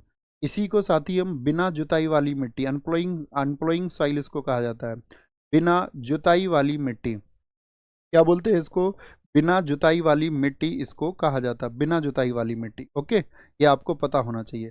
नमी धारण करने की क्षमता सबसे ज्यादा किसमें होती है? नमी धारण करने की, नमी क्या बोलेंगे, ह्यूमिडिटी को सबसे ज्यादा ये साथी ऑब्जर्व करती है। नमी धारण करने की सबसे ज्यादा क्षमता इसमें होती है। सबसे सबसे ज्यादा क्षमता किस मिट्टी में होती? सबसे ज्यादा क्षमता किसमें होती? अच्छा, कितने साथी बता सकते हैं कि काली मिट्टी क्षेत्रफल के अनुसार कौन से नंबर पर पाई जाती है? बोलेंगे भी फटाफट से, बोलेंगे भी, फिर क्या बोलेंगे? सर मैंने कभी भी लाइव क्लास में कमेंट नहीं किया, 14-15 घंटे स्टडी करता हूँ, अब मुझे एक अनजान ही लड़की कनिष्का शर्मा से प्यार हो गया है, उसे भूल कर अब कैसे पढ़ाई करो? मत भूलो ना, भूलना क्यों है? दुनिया में प्रेम से भी पवित्र कोई चीज़ है यार? है, बताओ तुम। प्रेम ईश्वर से मिलने का मार्ग है, उसी मार्ग को प्राप्त करो, पढ़ाई वढ़ाई छोड़ो, क्या रखा है पढ़ाई में? और पढ़ाई करके तुम कर भी क्या लोगे, बताओ? लास्ट में तो आदमी तुमसे वही बात करेगा, तुम बुजुर्ग हालात में होगे, यार शांति प्राप्त करनी है जीवन में, बाकी सब चीज़ें जो सफलता पाई है सब इसका कोई मोल नहीं है ना? और ज़िंदगी तो बस मतलब ख़त्म हो जाने का नाम ही है। तो कम से कम यार प्यार तो प्राप्त करो, क्योंकि इतना तो तय हो गया है कि जो तुम पढ़ाई करते थे वो तुमने अब तक कुछ जाना नहीं, सीखा नहीं, और बाकी चीज़ों का आपके लिए महत्व भी नहीं है। तो मैं तुमसे ये कह दूं कि उठ खड़े हो जाओ पार्थ, और तुम जो है इस रण को, इस रणभूमि में लड़ो। तो रणभूमि में तो तुम लड़ नहीं पाओगे, क्योंकि जिसने अपनी सारी पढ़ाई को, जो 14-15 घंटे पढ़ता हो, उसने उसको ही जीरो कर दिया, तो वो मेरे कहने मात्र से क्या मानेगा? प्यार वैसे भी अंधा होता है, तो क्यों ना मैं तुमको प्यार की तरफ ही भेजूं। तो मैं तो ये चाहूंगा तुम प्यार में सब कुछ पा जाओ, ठीक है? तुम इस प्यार में दोस्त डूब जाओ, है ना? अनजान लड़की है, बस मैं ये उम्मीद करूंगा कि बाद में वो लड़का ना निकल जाए कोई, कभी पता चले कि तुम उससे प्यार करने गए थे और वो तुमसे प्यार करने लगा, तो ये दिक्कत हो जाएगी फिर। तो इसीलिए ध्यान रखना अपना बहुत सारा। भारत की निम्नलिखित कोयला खानों को पूर्व से पश्चिम देशों में क्रम में व्यवस्थित कीजिए। तो रानीगंज कहाँ की खान है, ये बताओ मुझे। भाई पढ़ लो यार प्लीज, क्यों लिखते हो? ये इंट्यूशन तुम्हें खुद नहीं आना चाहिए, इतनी सहज बुद्धि तुम्हारे अंदर खुद नहीं होनी चाहिए। ये चुनाव क्या तुमको स्वयं को नहीं करने चाहिए?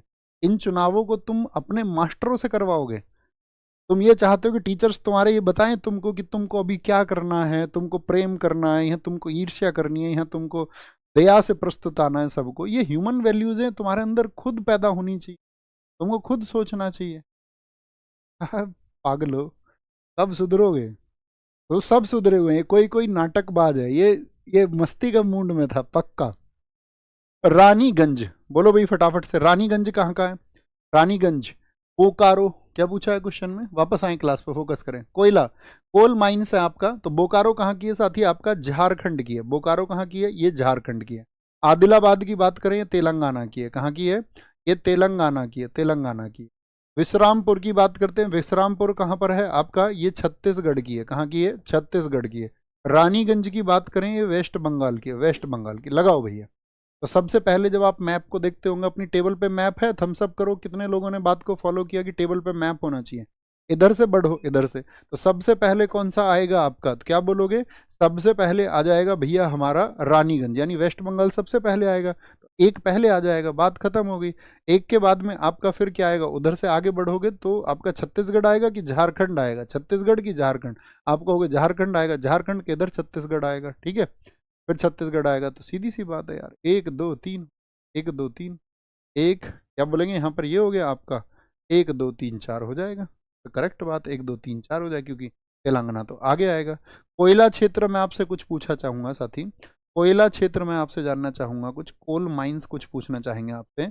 ललमटिया कहाँ पर है? बताओ जरा फटाफट से, ललमटिया कहाँ पर है? तो ललमटिया है आपका झारखंड में। ये पूछ ले जाते हैं कई बार, झारखंड में आपका। आप हमें बताओ कर्णपुरा कहाँ पर है? कर्णपुरा, तो कर्णपुरा भी कहाँ पर है आपका? झारखंड में है। सोहागपुर कहाँ पर है? बताओ फटाफट से, सोहागपुर कहाँ पर है? तो सोहागपुर है आपका एमपी में। राजमहल कहाँ पर है? क्षेत्र बताओ, राजमहल कोयला क्षेत्र कहाँ पर है? तो वो भी झारखंड में है। तंदूर बताओ, तंदूर कहाँ पर है? तंदूर एरिया, तो तंदूर है आपका तेलंगाना में। कहाँ पर? तेलंगाना में है आपका। रणजीत घाटी कहाँ पर है? रणजीत वैली, रणजीत वैली या रणजीत घाटी भैया सिक्किम में है। कहाँ पर है? वो सिक्किम में है। कितने लोग बताएंगे जब सिक्किम को भारत में मिलाया गया था, सिक्किम में कौन सा वंश शासन करता था वहां पर? बोलेंगे भी फटाफट से, सिक्किम में कौन सा वंश वहां पर शासन करता था? सारे लोग बोलेंगे। बोलेंगे भाई फटाफट से, क्या बोलेंगे? झारखंड में। क्या बोलोगे? झारखंड में। सूची एक को सूची दो से मिलाइए, सूची एक को सूची दो से। माकुम क्या असम में है? नामचिक नामफुक आपने पढ़ा होगा, ये माइंस कोयला क्षेत्र के अरुणाचल में है। गिरिडहा क्या झारखंड में है? और सोहागपुर एमपी में, अभी बताया। तो सारे मिलान है, सारे सही मिले हुए हैं। तो एक दो तीन चार एकदम से सही हो जाए, एकदम से ठीक हो जाए। झिलमिली बताओ कहाँ पर है? झिलमिली, झिलमिली माइंस कहाँ पर है? तो झिलमिली माइंस है आपका साथी कहाँ पर? वो छत्तीसगढ़ में है। कहाँ पर? छत्तीसगढ़ में। आप मुझे बताओ खेतड़ी की माइंस कहाँ पर है, जो तांबा के लिए प्रसिद्ध है, तांबा के लिए। खेतड़ी किसके लिए प्रसिद्ध है? तांबा के लिए। कहाँ पर है आपका खेतड़ी? ये राजस्थान में है भैया। कहाँ पर है? राजस्थान में है। हीरा की खान बताओ कहाँ पर है, जिनको हम बोलते हैं क्या? पन्ना, पन्ना बोलते हैं, पन्ना, इंडिया का किम्बरले भी बोलते हैं। पन्ना कहाँ पर है आपका? जो हीरे के लिए, डायमंड के लिए जानी जाती हैं, तो ये है एमपी में। कहाँ पर? एमपी में। कोलार बताओ कहाँ पर है? Kolar, Kolar gold field, KGF, Kolar बोल दें, या आपसे बोल दें हट्टी की खान, हट्टी की। ये किसके लिए है? ये सोने के लिए है, अर्थात गोल्ड के लिए, स्लीप के लिए नहीं, गोल्ड के लिए। कहाँ पर है? कर्नाटक में है, कर्नाटक में, कर्नाटक में है। ओके, झिलमिल होगी आपका। रामपुर बताओ खान कहाँ पर है? रामपुर की खान, रामपुर की खान है आपका उड़ीसा में, उड़ीसा में। अब हम आपसे पूछेंगे सबसे ज्यादा जो कोयला होता है पूरे भारत का, झारखंड में होता है। तो कितने प्रतिशत कोयला झारखंड उत्पादित करता है? बोलो, झारखंड। तो झारखंड में जो साथी आपका कोयला होता है वो सबसे ज्यादा होता है, और झारखंड कोयले लगभग पूरे भारत का एक चौथाई, यानी लगभग 25% या 26%, आप याद रख सकते हैं, 25 से 26% ये आपका उत्पादित करता है। निम्नलिखित में से कौन सा सही सुमेलित नहीं है? तांबा, तांबा आपका चित्रदुर्ग में है। लोह अयस्क आपका बेल्लारी में है। बेल्लारी की खान कहाँ पर है? बताओ, कौन बताएगा? बेल्लारी कहाँ पर है? बेल्लारी, तो आप कहोगे भैया ये है आपकी लोह अयस्क। ये दोनों की दोनों ही कर्नाटक में है, चित्रदुर्ग भी और बेल्लारी भी कर्नाटक में है, ठीक है। भीलवाड़ा आपका राजस्थान की खान है, और कटनी जो खान है ये है आपका दोस्त एमपी की। क्या बोलोगे? एमपी की, एमपी की। तो कौन सा सुमेलित नहीं है? तो तांबे, क्या कर्नाटक में तांबा मिलता है? नहीं भैया, ये तो गलत हो गया। तांबे की कहाँ पर है? आपका राजस्थान में। अभी हमने आपको बताया खेतड़ी में है। कहाँ पर? खेतड़ी में, खेतड़ी के महाराज ही थे जिन्होंने स्वामी विवेकानंद जी को स्वामी का टाइटल दिया था। ओके, लोह अयस्क आपका एकदम से सही है, बेल्लारी में है कर्नाटक में। मैग्नीज क्या भीलवाड़ा में मिलता है? आप कहोगे नहीं, मैग्नीज जो मिलता है वो एमपी और महाराष्ट्र में मिलता है, राजस्थान में नहीं है, एमपी और महाराष्ट्र में मिलता है, ठीक है। बॉक्साइड क्या कटनी में मिलता है? एमपी में, एकदम से ठीक है। तो यानी 2 और 4 ठीक हो गए, 1 और 3 गलत हो गए। पूछा क्या है? जो सुमेलित नहीं है। 1 और 3 सुमेलित नहीं है, 1 और 3, 1 और 3। मुझे बताओ बैलाडिला की खान कहाँ पर है? एक जगह लोह अयस्क के लिए प्रसिद्ध है, यानी कि आयरन ओर के लिए प्रसिद्ध है बैलाडिला।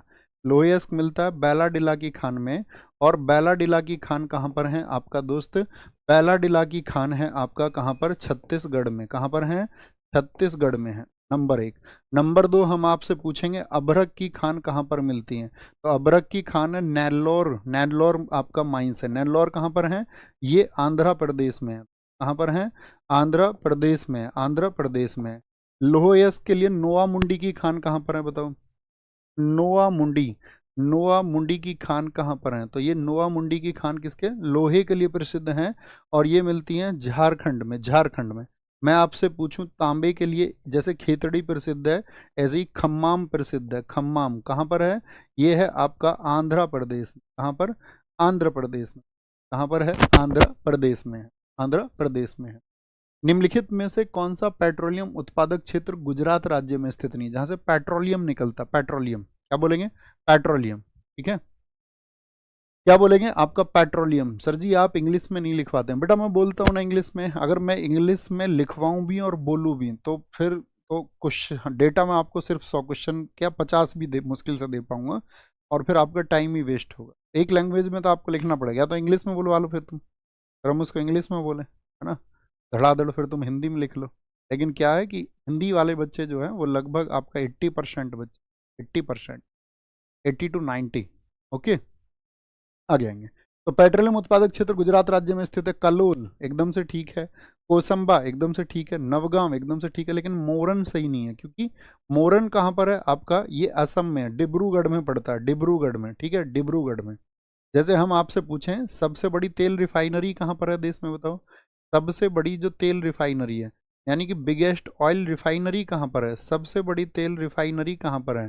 ठीक है, ऑयल रिफाइनरी। तो ऑयल रिफाइनरी है आपका, ऑयल रिफाइनरी है दोस्त जामनगर में। जामनगर कहाँ पर है? वो गुजरात में। क्या बोलोगे? जामनगर गुजरात में वो स्थित है, जामनगर गुजरात में। अच्छा मुझे बताओ पहला तेल का कुआं कहाँ पर है? पहला तेल कुआं अभी पीछे आया था ना नाम, माकुम, असम में। तो क्या बोलोगे? वही है, माकुम में। क्या बोलोगे? माकुम में, असम में। और पहली तेल शोधनशाला कौन सी है? पहली तेल शोधनशाला जो यहाँ पे तेल का शोधन शुरू किया गया, उसको रेक्टिफाई करना शुरू किया गया, तो वो डिगबोई है। वो कौन सी है? वो साथी आपका डिगबोई है। एक ऐसी अर्थव्यवस्था में वह स्थिति जब मुद्रास्फीति और बेरोजगारी, यानी कि इन्फ्लेशन और अनएम्प्लॉयमेंट दोनों बहुत बढ़ जाए, और इसको क्या कहा जाता है? क्या उसको री इन्फ्लेशन कहा जाता है? नहीं जी, उसको कहते हैं हम फिल्टर इन्फ्लेशन। फिल्टर इन्फ्लेशन क्या बोलेंगे? Filter inflation. मुद्रास्फीति तो सभी जानते होंगे, इन्फ्लेशन। मुद्रास्फीति में भी क्या होगा? मुद्रास्फीति इन्फ्लेशन में होता क्या है? इसमें मांग और आपूर्ति, मांग और आपूर्ति यानी कि डिमांड और सप्लाई में क्या हो जाता है? डिमांड और सप्लाई में असंतुलन आ जाता है, इम्बैलेंस आ जाता है। डिमांड और सप्लाई में जब असंतुलन आ जाए तब मुद्रास्फीति का जन्म होता है, और जब और स्थिति भयंकर हो जाए तो उसको बोलेंगे फिल्टर इन्फ्लेशन हो जाता है। तो इसका फर्क क्या पड़ता है आपका? जितनी भी गुड्स और सर्विसेज हैं, यानी कि जो वस्तु और सेवाओं के मूल्य घटेंगे या बढ़ेंगे बताओ? प्लस हो जाएंगे या माइनस? वस्तु और सेवाओं का मूल्य, गुड्स और सर्विसेज, वस्तु और सेवाओं का मूल्य जो है वो साथी आपका क्या हो जाता है? इंक्रीज हो जाता है, बढ़ जाता है। क्या हो जाता है? बढ़ जाता है। मुद्रास्फीति के संबंध में सीपीआई का पूर्ण रूप क्या है? सीपीआई क्या होता है बोलोगे? भी बोलेंगे what is CPI? What is CPI? आप कहेंगे CPI stands for consumer price index, and WPI भी होता है, WPI. WPI stands for wholesale price index. तो दोनों में क्या है? इनमें दोनों में देखा जाता है आपका कि भाई महंगाई कितनी है, और महंगाई को दोनों मापकों पर, एक तो कंज्यूमर लेवल पर और एक आपका जो आपका व्यापारी के स्तर पर, यानी एक तरफ ग्राहक के स्तर पर कंज्यूमर लेवल पर और एक पर होलसेल प्राइस इंडेक्स पर, दोनों पे नापा जाता है। तो कंज्यूमर प्राइस इंडेक्स। तो सीपीआई की अगर हम बात करें सबसे पहले, तो सीपीआई कंज्यूमर प्राइस इंडेक्स हो गया आपका। तो इसमें क्या होता है, किसकी दृष्टि से देखा जाता है? इसको कंज्यूमर साइड से देखा जाता है, उपभोक्ता की दृष्टि से। उपभोक्ता की दृष्टि से महंगाई कितनी बढ़ी है। जैसे आप कहते होगे, आपके टाइम पे कोई व्यक्ति मिला है आपको, भैया हमारे टाइम पे तो जो सोना था ना वो 100 रुपये तोला था। मिलता है ऐसा आदमी? नहीं। भैया हमारे टाइम पे 5,000 रुपये तोला सोना था। भैया हमने 10,000 रुपये तोले सोना बनवाया था। अब तुम कहोगे यार तब से लेकर के अब तो सोने का रेट 1 लाख हो गया, तो 10 गुना महंगाई हो गई, 10 गुना महंगाई। तो इसको बोलते हैं कंज्यूमर की दृष्टि से सीपीआई होता है। क्या बोलेंगे? सीपीआई होता है। ये सीपीआई, सीपीआई कितने लेवल पे नापा जाता है? सीपीआई रूरल एरिया में, यानी कि आपका ग्रामीण स्तर पर, और एक आपका शहरी स्तर पर, अर्बन लेवल पर, और एक इसको मिश्रित रूप से दोनों में कंबाइंड लेवल पर सम्मिश्रित रूप से इसको नापा जाता है। ठीक है, महंगाई को नापने के लिए। इसका जो बेस ईयर है, आधार वर्ष कौन सा है इसका बताओ? सीपीआई का आधार वर्ष कौन सा होता है? सीपीआई का तो आधार वर्ष है इसका, सॉरी, सीपीआई का जो आधार वर्ष है सीपीआई का, तो इसका आधार वर्ष होता है आपका 2012। इसमें किस चीज को मापा जाता है? इसमें नापा जाता है आपका सेवा सेवा और वस्तु दोनों का मूल्य। सेवा और वस्तु यानी गुड्स एंड सर्विसेज, वस्तुओं का मूल्य नापा जाता है। ऑप्शन में दे देगा सीपीआई में क्या मेजर किया जाता है? सिर्फ सेवा का मूल्य, सिर्फ वस्तु का मूल्य, सेवा और वस्तु दोनों का मूल्य, इनमें से कोई नहीं, इनमें से कोई। सीपीआई की जो गणना कैलकुलेशन करता है वो कौन करता है? सीपीआई की गणना करता है सीएसओ, सेंट्रल स्टैटिस्टिकल ऑफिस करता है। ठीक है, ऑफिस करता है। अब बात करते हैं डब्ल्यूपीआई की। तो डब्ल्यूपीआई क्या है? Wholesale price index. और होलसेल प्राइस इंडेक्स किसकी दृष्टि से देखा जाता है? ये देखा जाता है आपका विक्रेता की दृष्टि से, जो सामान को बेचने वाला, विक्रेता की दृष्टि से कि भैया कैसे प्रॉफिट चल रहा है, कितनी महंगाई हुई है, क्योंकि होलसेल में चीज़ों को खरीदता है। होलसेल प्राइस इंडेक्स, पूरा नाम लिखो, होलसेल होलसेल प्राइस इंडेक्स इसको हम कहते हैं। होलसेल प्राइस इंडेक्स होता है डब्ल्यूपीआई। इसका बेस ईयर कौन सा है बताओ जी? इसका आधार वर्ष कौन सा है? इसका आधार वर्ष होता है आपका, उसका 2012, इसका 2011-12 होता है। ठीक है, डब्ल्यूपीआई का। अगर हम बात करें जो डीपीआई, इसमें क्या नापा जाता है? Goods only. गुड्स ओनली यानी इसमें सिर्फ क्या होता है? सिर्फ वस्तुओं को देखा जाता है, सिर्फ वस्तुओं को देखा जाता है। इसको नापता है आपका जो ऑफिस ऑफ इकोनॉमिक एडवाइजर है, office of economic adviser, office of economic adviser के द्वारा इसको मेजर किया जाता है, इसकी गणना करता है। यानी कि जो आपका साथी आर्थिक सलाहकार विभाग है वो क्या करता है? इसकी आर्थिक सलाहकार विभाग इसकी गणना करता है। ओके, तो ये आपका देखा जाता है दोनों। तो ये सीपीआई है और वो डब्ल्यूपीआई है, ये आपको पता होनी चाहिए दोनों। इनमें से कौन सा मंत्रालय केंद्र सरकार द्वारा 2017 में लॉन्च की गई सौभाग्य योजना का नियंत्रण करता है? सौभाग्य योजना का संबंध किससे है पहले तो ये बताइए? सौभाग्य योजना का बोलोगे फटाफट से, बोलोगे, बोले क्या लिखा हुआ है ऊपर, फटाफट से बताओ। भैया जी आपने रैंक 1 आने पर गिफ्ट के लिए बोला। हाँ हाँ ठीक है, आ जाना। बोलेंगे ये पेन देंगे तुम, ये पेन है ना। कौन सा मंत्रालय निम्नलिखित केंद्र सरकार द्वारा 2017 में, कौन सा मंत्रालय केंद्र सरकार द्वारा? पेट्रोलियम एवं प्राकृतिक गैस मंत्रालय। ठीक है, पेट्रोलियम एवं प्राकृतिक गैस मंत्रालय नहीं जी, विद्युत मंत्रालय। भैया बिजली की योजना है तो विद्युत मंत्रालय। दुनिया की सबसे बड़ी घरेलू विद्युत योजना है, किसकी? विद्युत योजना। पेट्रोलियम और प्राकृतिक गैस मंत्रालय चलाते हैं आपका उज्ज्वला योजना। उज्ज्वला योजना बताओ किस क्षेत्र से जुड़ी हुई है? उज्ज्वला आपको पता भी होना चाहिए। उज्ज्वला योजना का जो आपका पहला फॉर्मेट था 1.0 और इसका फॉर्मेट 2.0, पहली शुरू हुई थी 1 मई 2016 को। कब? 1 मई 2016 को इसको शुरू किया गया था, और 2.0 को शुरू किया गया था 10 अगस्त 2021 को। 2021 को। पहले तो मेरा क्वेश्चन सुनिए ध्यान से, उज्ज्वला योजना 1.0 को किस शहर से शुरू किया गया था? किस शहर से? किस शहर से? किस शहर से? बेटा एक बात बताओ, जब तुमने टॉप कर लिया या किसी ने भी टॉप कर लिया तो तुम्हें यार गिफ्ट नहीं लेके आना चाहिए मेरे लिए? सही बताओ। हाँ, जैसे तुमको इंस्टीट्यूशन ने टी शर्ट दे दी, कितने कितने घंटे पढ़ाया मैंने, तो बताओ। पिछले वर्षों से उठा के देखिए कितने कितने घंटे। दिल्ली पुलिस के टाइम पे पीछे 2019 निरंतर रेगुलर 6-6 7-7 घंटे।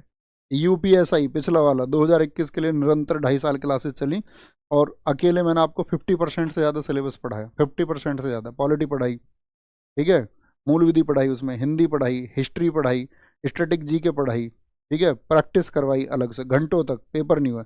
यूपी पुलिस कांस्टेबल के लिए हिंदी, हिस्ट्री, स्टैटिक जीके और कितना सारा, मतलब एक पूरे सिलेबस का एक पार्ट से ज़्यादा मैं निरंतर आपको पढ़ाता रहा, घंटे घंटे पढ़ाता रहा। अब तुम्हारा ये उत्तरदायित्व नहीं बनता बताओ? सही से बताओ, मैं अपने एहसान गिनवाऊं क्या? बताओ, मैं पूरा खुल जाऊं क्या? अरे भैया, गिफ्ट मांगते हो उल्टा यार, तुम्हें लेके आने चाहिए गिफ्ट। बोलो जी फटाफट से, आगे आएंगे। तो क्या बोलेंगे? उज्ज्वला योजना हो गया आपका। उज्ज्वला योजना किस शहर से शुरू हुई है? इसको बंद कर दो इसको। एक कह रहा सर जी आगे चलिए, तो ट्रैफिक पुलिस वाला है भाई, बंद कर दो क्लास को, हम नहीं कराएंगे। ऐसे तुम हमको ऐसे अपने तरीके से चलाना चाह रहे हो हैं?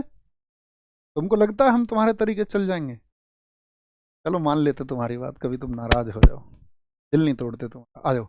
निम्नलिखित में से कौन सा समीकरण वेग समय संबंध को दर्शाता है? वेग समय संबंध को दर्शाता है, बताओ जी। वेग समय तो कैसे पता चलेगा? वेलोसिटी और टाइम को कौन दर्शा रहा है? तो आपका देखो, गति के तीन समीकरण होते हैं, v बराबर यू प्लस ए टी। आपने नाइन्थ में पढ़ा होगा, इनको टेंथ में पढ़ा होगा यार, है ना, सब जगह। तो कैसे लगाते थे तुम न्यूमेरिकल्स में? भाई वही चीज देखनी है तो। आपका वी स्क्वायर बराबर u square plus to A S होता है, टू ए एस होता है। देखो, जो गति का पहला होता है V equals to U plus A T, इसमें क्या है? जब एस गिवन ना हो, यानी कि डिस्प्लेसमेंट नहीं दिया हो। मैं उसकी भी बात करूँ, अगर न्यूमेरिकल भी आ जाए आपका एग्जाम में, अगर डिस्प्लेसमेंट नहीं दिया हुआ है, क्रॉस का मतलब नहीं दिया हुआ है, तो ये वाला फॉर्मूला लगेगा। दूसरा वाला कब लगता है आपका? जब एस और टी ना दिए हों, डिस्प्लेसमेंट और टाइम आपका, डिस्प्लेसमेंट और टाइम जब दिए हों, क्या बोलेंगे? डिस्प्लेसमेंट और टाइम जब दिए हों, तो इसको लगा दो। और v equals to v square बराबर u square plus two s, ये कब लगता है? जब आपका क्या बोलेंगे? तीसरे समीकरण। तीसरे समीकरण यानी कि जब टाइम गिवन नहीं है आपको, जब टाइम गिवन नहीं है, ऐसे समीकरण लगते हैं। तो वेग समय में जो पहला समीकरण होता है, पहला समीकरण ये किसको दर्शाएगा आपका?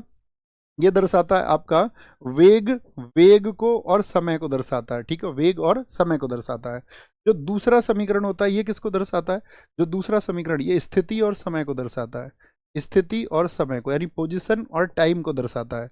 जो तीसरा समीकरण होता है आपका, थर्ड समीकरण, वो स्थिति और वेग को दर्शाता है। किसको? स्थिति और वेग को दर्शाता है, यानी कि आपका किसको?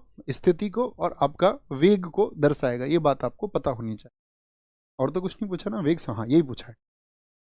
नेक्स्ट है, समस्थानिक ऐसे परमाणु होते हैं जिनका, समस्थानिक कैसे परमाणु होते हैं बताएंगे फटाफट से, बोलो भी फटाफट से भैया जी, बताइए एक बार।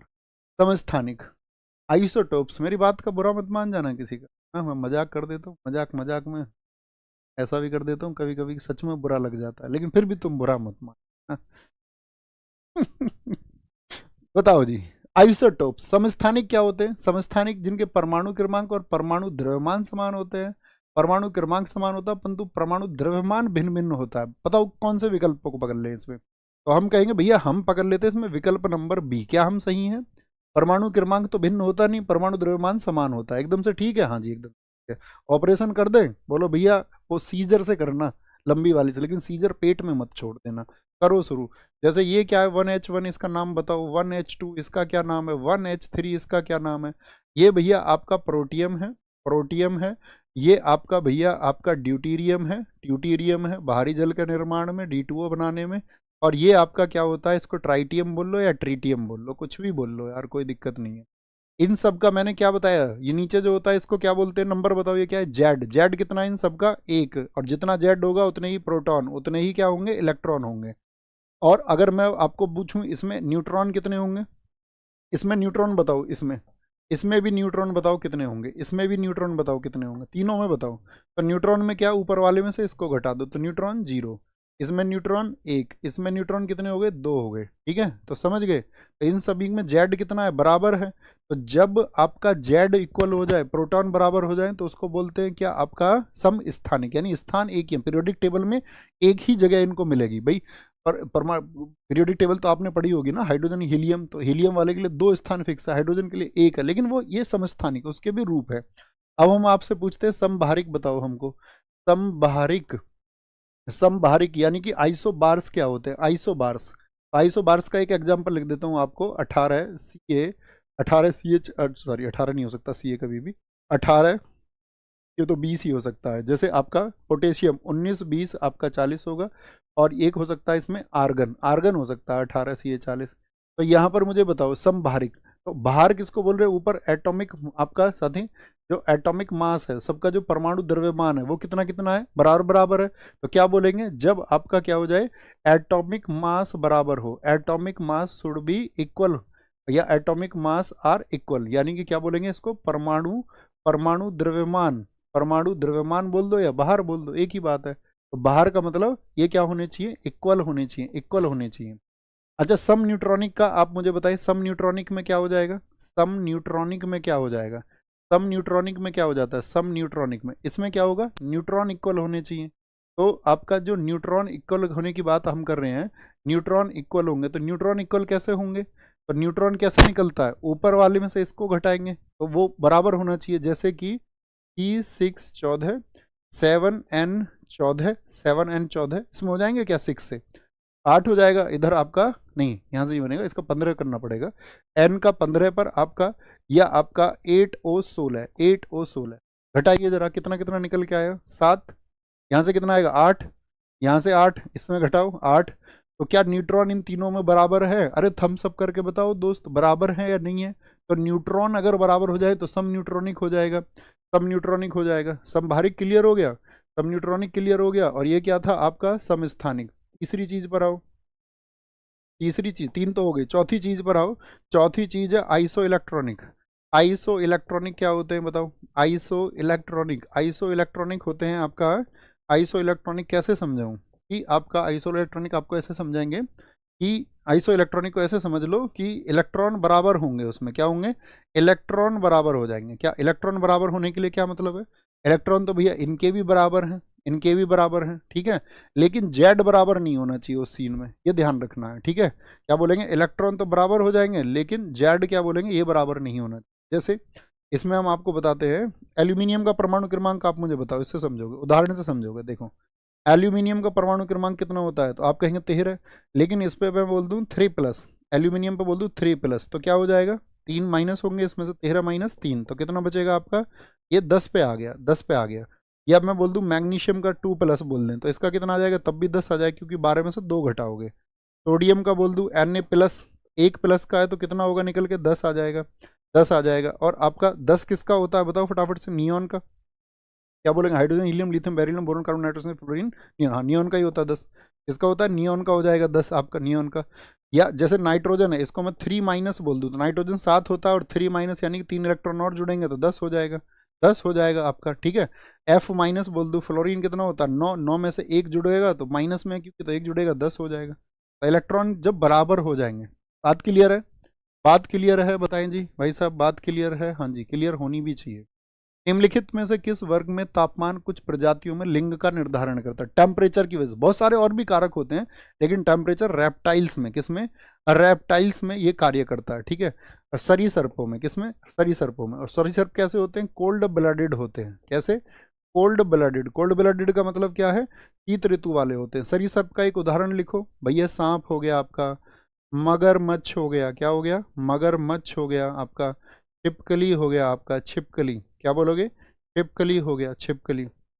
सरीसर्प हो गए। उभयचर क्या होते हैं, जल और थल दोनों में चल सकते हैं, जल और थल। स्तनधारी, जो अपने बच्चों को स्तनपान कराते हैं, स्तनपान कराते हैं। अच्छा मुझे बताओ, कशेरुकी किनको बोलते हैं, वर्टिब्रेट्स का कशेरुकी किनको बोलते हैं, तो कशेरुकी वो होते हैं जिनमें क्या पाया जाता है आपका, जिनमें मेरुदंड पाया जाता है, क्या पाया जाता है, मेरुदंड, यानी कि स्पाइनल कॉर्ड जिनमें पाया जाता है, क्या पाया जाता है, स्पाइनल कॉर्ड जिनमें पाया जाता है। इसमें कौन कौन है, तो कशेरुकी में आपका उभयचर आ जाएंगे, क्या होते हैं इसमें, उभयचर आ जाते हैं बहुत सारे, स्तनधारी इसी में आ जाते हैं, स्तनधारी। अब मैं आपसे पूछूंगा, सजीवों को जन्म देने वाले जीवों को क्या कहते हैं, जो सजीव को, बच्चे को जन्म देते हैं, जैसे हमारा जन्म हुआ अपनी माताओं से, ठीक है, या अंडे देने वाले भी होते हैं, उनको क्या कहते हैं, तो जो सजीवों को जन्म दे उनको बोलेंगे वीवी पैरस, क्या बोलते हैं, वीवी पैरस। और जो अंडा देते हैं उसको ओवी पैरस बोलते हैं, क्या बोलते हैं, ओवी पैरस बोलते हैं। पक्षी वर्ग में होती है, बालों के बिना शुष्क और ग्रंथि, पंखों के साथ शुष्क और ग्रंथि, ग्रंथि विहीन त्वचा, यानी कि उनकी त्वचा में आपका क्या बोलेंगे, ग्लैंड्स नहीं होती हैं। तो पंख तो होते हैं, पंखों के बिना तो पक्षी होता नहीं, तो पंखों के साथ में, किसमें, पंखों के साथ में होते हैं, ठीक है। और जितने भी पक्षी होते हैं वो क्या होते हैं, सारे के सारे समतापी होते हैं। समतापी का मतलब आइसोथर्मल होते हैं, आइसोथर्मल। इसमें क्या होते हैं, 4 कक्ष होते हैं हृदय में, हमेशा क्या होते हैं आपका, 4 चैम्बर्स होते हैं। रक्त कैसा होता है पक्षियों का, बताना, गर्म या ठंडा, तो इनका जो ब्लड है वो गर्म होता है, ठीक है। एक जोड़ी इनके लेग्स होते हैं, 1 पेयर, एक जोड़ी इनके पैर होते हैं, याद रखना, एक जोड़ी क्या होते हैं, पैर होते हैं। अब मुझे बताओ सबसे बड़ा जो अंडा है वो कौन से पक्षी का होता है और सबसे छोटा अंडा कौन से पक्षी का होता है? तो सबसे बड़ा अंडा किसका होता है? शुतुरमुर्ग का। सबसे छोटा हमिंग बर्ड। ऐसा कौन सा पक्षी है जो उल्टी दिशा में उड़ सकता है? तो उल्टी दिशा में ऐसे उड़ जाएगा वो, उल्टी दिशा में उड़ सकता है, तो वो हमिंग बर्ड है। क्या बोलोगे? हमिंग बर्ड है, हमिंग बर्ड है, हमिंग बर्ड है। आगे आएंगे। हाल ही में बायो सीएनजी संयंत्र वाली गौशाला का उद्घाटन कहाँ पर हुआ है? तो गौशाला उत्तर प्रदेश, मध्य प्रदेश, महाराष्ट्र या फिर राजस्थान में? भैया एमपी में बनी है। कहाँ पर? एमपी। एमपी में बनी है। कहाँ पर? ग्वालियर के लालटेपारा में। कहाँ पर? ग्वालियर में बनी है, ग्वालियर में बनी है। किसने इसका उद्घाटन किया? उद्घाटन किसने किया इसका? उद्घाटन किया है पीएम पीएम मोदी ने। क्या बोलोगे? पीएम नरेंद्र मोदी ने उद्घाटन किया है आपका। और भारत की पहली पहली आधुनिक आत्मनिर्भर गौशाला बनी है। भारत की पहली आधुनिक आधुनिक आत्मनिर्भर आत्मनिर्भर गौशाला ये आत्मनिर्भर गौशाला गौशाला ये बनी है। ठीक है, याद रख लेना, आत्मनिर्भर गौशाला ये बनी है। क्या मुझे आप बता सकते हैं पहला पहला पहला जो गो अभ्यारण्य बना है, पहला जो आपका साथी काओ सेंचुरी बना है, सॉरी लिख दी, गो अभ्यारण्य? क्या बोलोगे? पहला गो अभ्यारण्य कामधेनु, कामधेनु ये कहाँ पर बना है? बताओ जी फटाफट से। तो ये बना है आपका मध्य प्रदेश में, अभी नहीं बना, काफी दिन हो गए। पहला गो अभ्यारण्य। यूपी का सबसे बड़ा गो कहाँ पर है बताओ? यूपी का सबसे बड़ा अभ्यारण्य कहाँ पर है? वो है मुजफ्फरपुर। मुजफ्फरपुर तो बिहार में, मुजफ्फरनगर में है यूपी में। कहाँ पर? यूपी में मुजफ्फरनगर में है। कहाँ पर है? मुजफ्फरनगर में। अब मुझे बताओ आप, एक साथी गो हत्या से बचाने के लिए यूपी में एक अभियान चला था, उसका क्या नाम था? पिछले वर्ष बहुत चर्चित रहा था, तो उसको बोलेंगे आपका, क्या बोलेंगे? कन्विक्शन। क्या बोलेंगे? कन्विक्शन। वैसे भी जानवरों की तो बेचारों की स्थिति ऐसी है कि मनुष्य ने ये समझ लिया सब कुछ उसी का है, जानवरों का कोई हक नहीं है। अब तो लोगों ने, मैंने आपको अक्सर प्रकाश डालता रहता हूँ इस बात पे, अब तो लोगों ने अपने, क्या बोलेंगे, बाड़ भी लगा लिए खेतों पर, है ना। और उन खेतों पर पशु कट जाए, मर जाए, कोई दिक्कत नहीं है, हमारी अपनी जो पेट है वो भरने चाहिए और भविष्य के लिए हमारे पास में धन जमा होना चाहिए। और पशु को हम कैसे ही खाने दे सकते? वो इस पृथ्वी पर पैदा हुआ है, बताओ। उसने खेत जोतने आते हैं उसको? उसने खेत में बीज बिखेरा था, वो क्यों खा लेगा? चिड़िया कैसे खा लेगी यार, हैं? उसने खेत में मेहनत की थी। आप बताओ मुझे, अरे बोलो, बोलते हो नहीं। संघाई सहयोग संगठन, संघाई कोऑपरेशन ऑर्गेनाइजेशन के शासनाध्यक्षों की बैठक का आयोजन कहाँ पर किया गया है? कहाँ पर किया गया है? ये आपका बीजिंग में किया गया है क्या? इस्लामाबाद में। इस्लामाबाद में। एससीओ। एससीओ में कुल सदस्य कितने हैं? एससीओ में कुल सदस्य कितने हैं? तो कुल सदस्य इसमें है 10। कितने? 10। और 10th मेंबर इसका कौन बना है? तो वो बना है बेलारूस। बेलारूस, बेलारूस, ठीक है, बेलारूस। इसमें साथ ही सुपरवाइजर कंट्री आपसे पूछे, पर्यवेक्षक देश कितने हैं एससीओ में? जो सुपरवाइजर कंट्री है, तो पर्यवेक्षक देश है इसमें 2, अफगानिस्तान और मंगोलिया। कौन? अफगानिस्तान है और साथ ही आपका मंगोलिया है, अफगानिस्तान और मंगोलिया। अच्छा मुझे बताओ, एससीओ ने जो बनाई थी आपका, एससीओ की जो पहली पर्यटन, क्या बोलोगे, पहली पर्यटन या सांस्कृतिक राजधानी बनी थी, वो कौन सी बनी थी?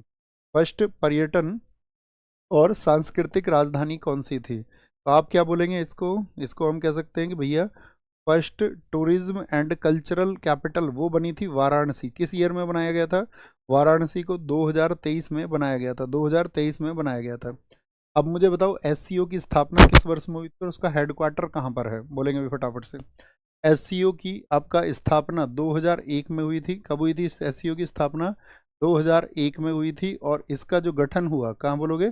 गठन तो सॉरी बोलिए, वो आपका हेडक्वार्टर कहाँ पर है इसका? बोलेंगे हेडक्वार्टर इसका बीजिंग में है। क्या बोलोगे? हेडक्वार्टर इसका बीजिंग में है। कहाँ पर है? बीजिंग में है आपका। और इसी से भारत पाकिस्तान कब जुड़े थे बताना जरा। भारत और पाकिस्तान, भारत एकदम से शामिल हुआ था मोदी जी के बाद में 2017 में। 2017 में मोदी जी चाह रहे हैं कि दुनिया में सारे देशों के साथ में उनके बेहतर संबंध हो जाए, जबरदस्त संबंध हो जाए, है ना। क्वाड में भी वो पहुंच गए। भारत पाकिस्तान का हम लोग क्वाड तो तुम जानते होगे ना। क्वाड, क्वाड में कौन कौन है आपका? एक तो यूएसए ही है, ठीक है, एक जापान है, एक ऑस्ट्रेलिया है। कोई सा नहीं बोला भारत के पक्ष में, एक ने नहीं बोला, ठीक है। एससीओ ऐसे संगठनों में शामिल हो रहे हैं। और क्वाड पे इतनी नाराजगी थी रूस, प्लस में हम रूस को और नाराज कर रहे हैं। रूस की इतनी नाराजगी थी कि भारत जो है क्वाड में शामिल ना हो, उसके लिए रूस बहुत नाराज उससे है।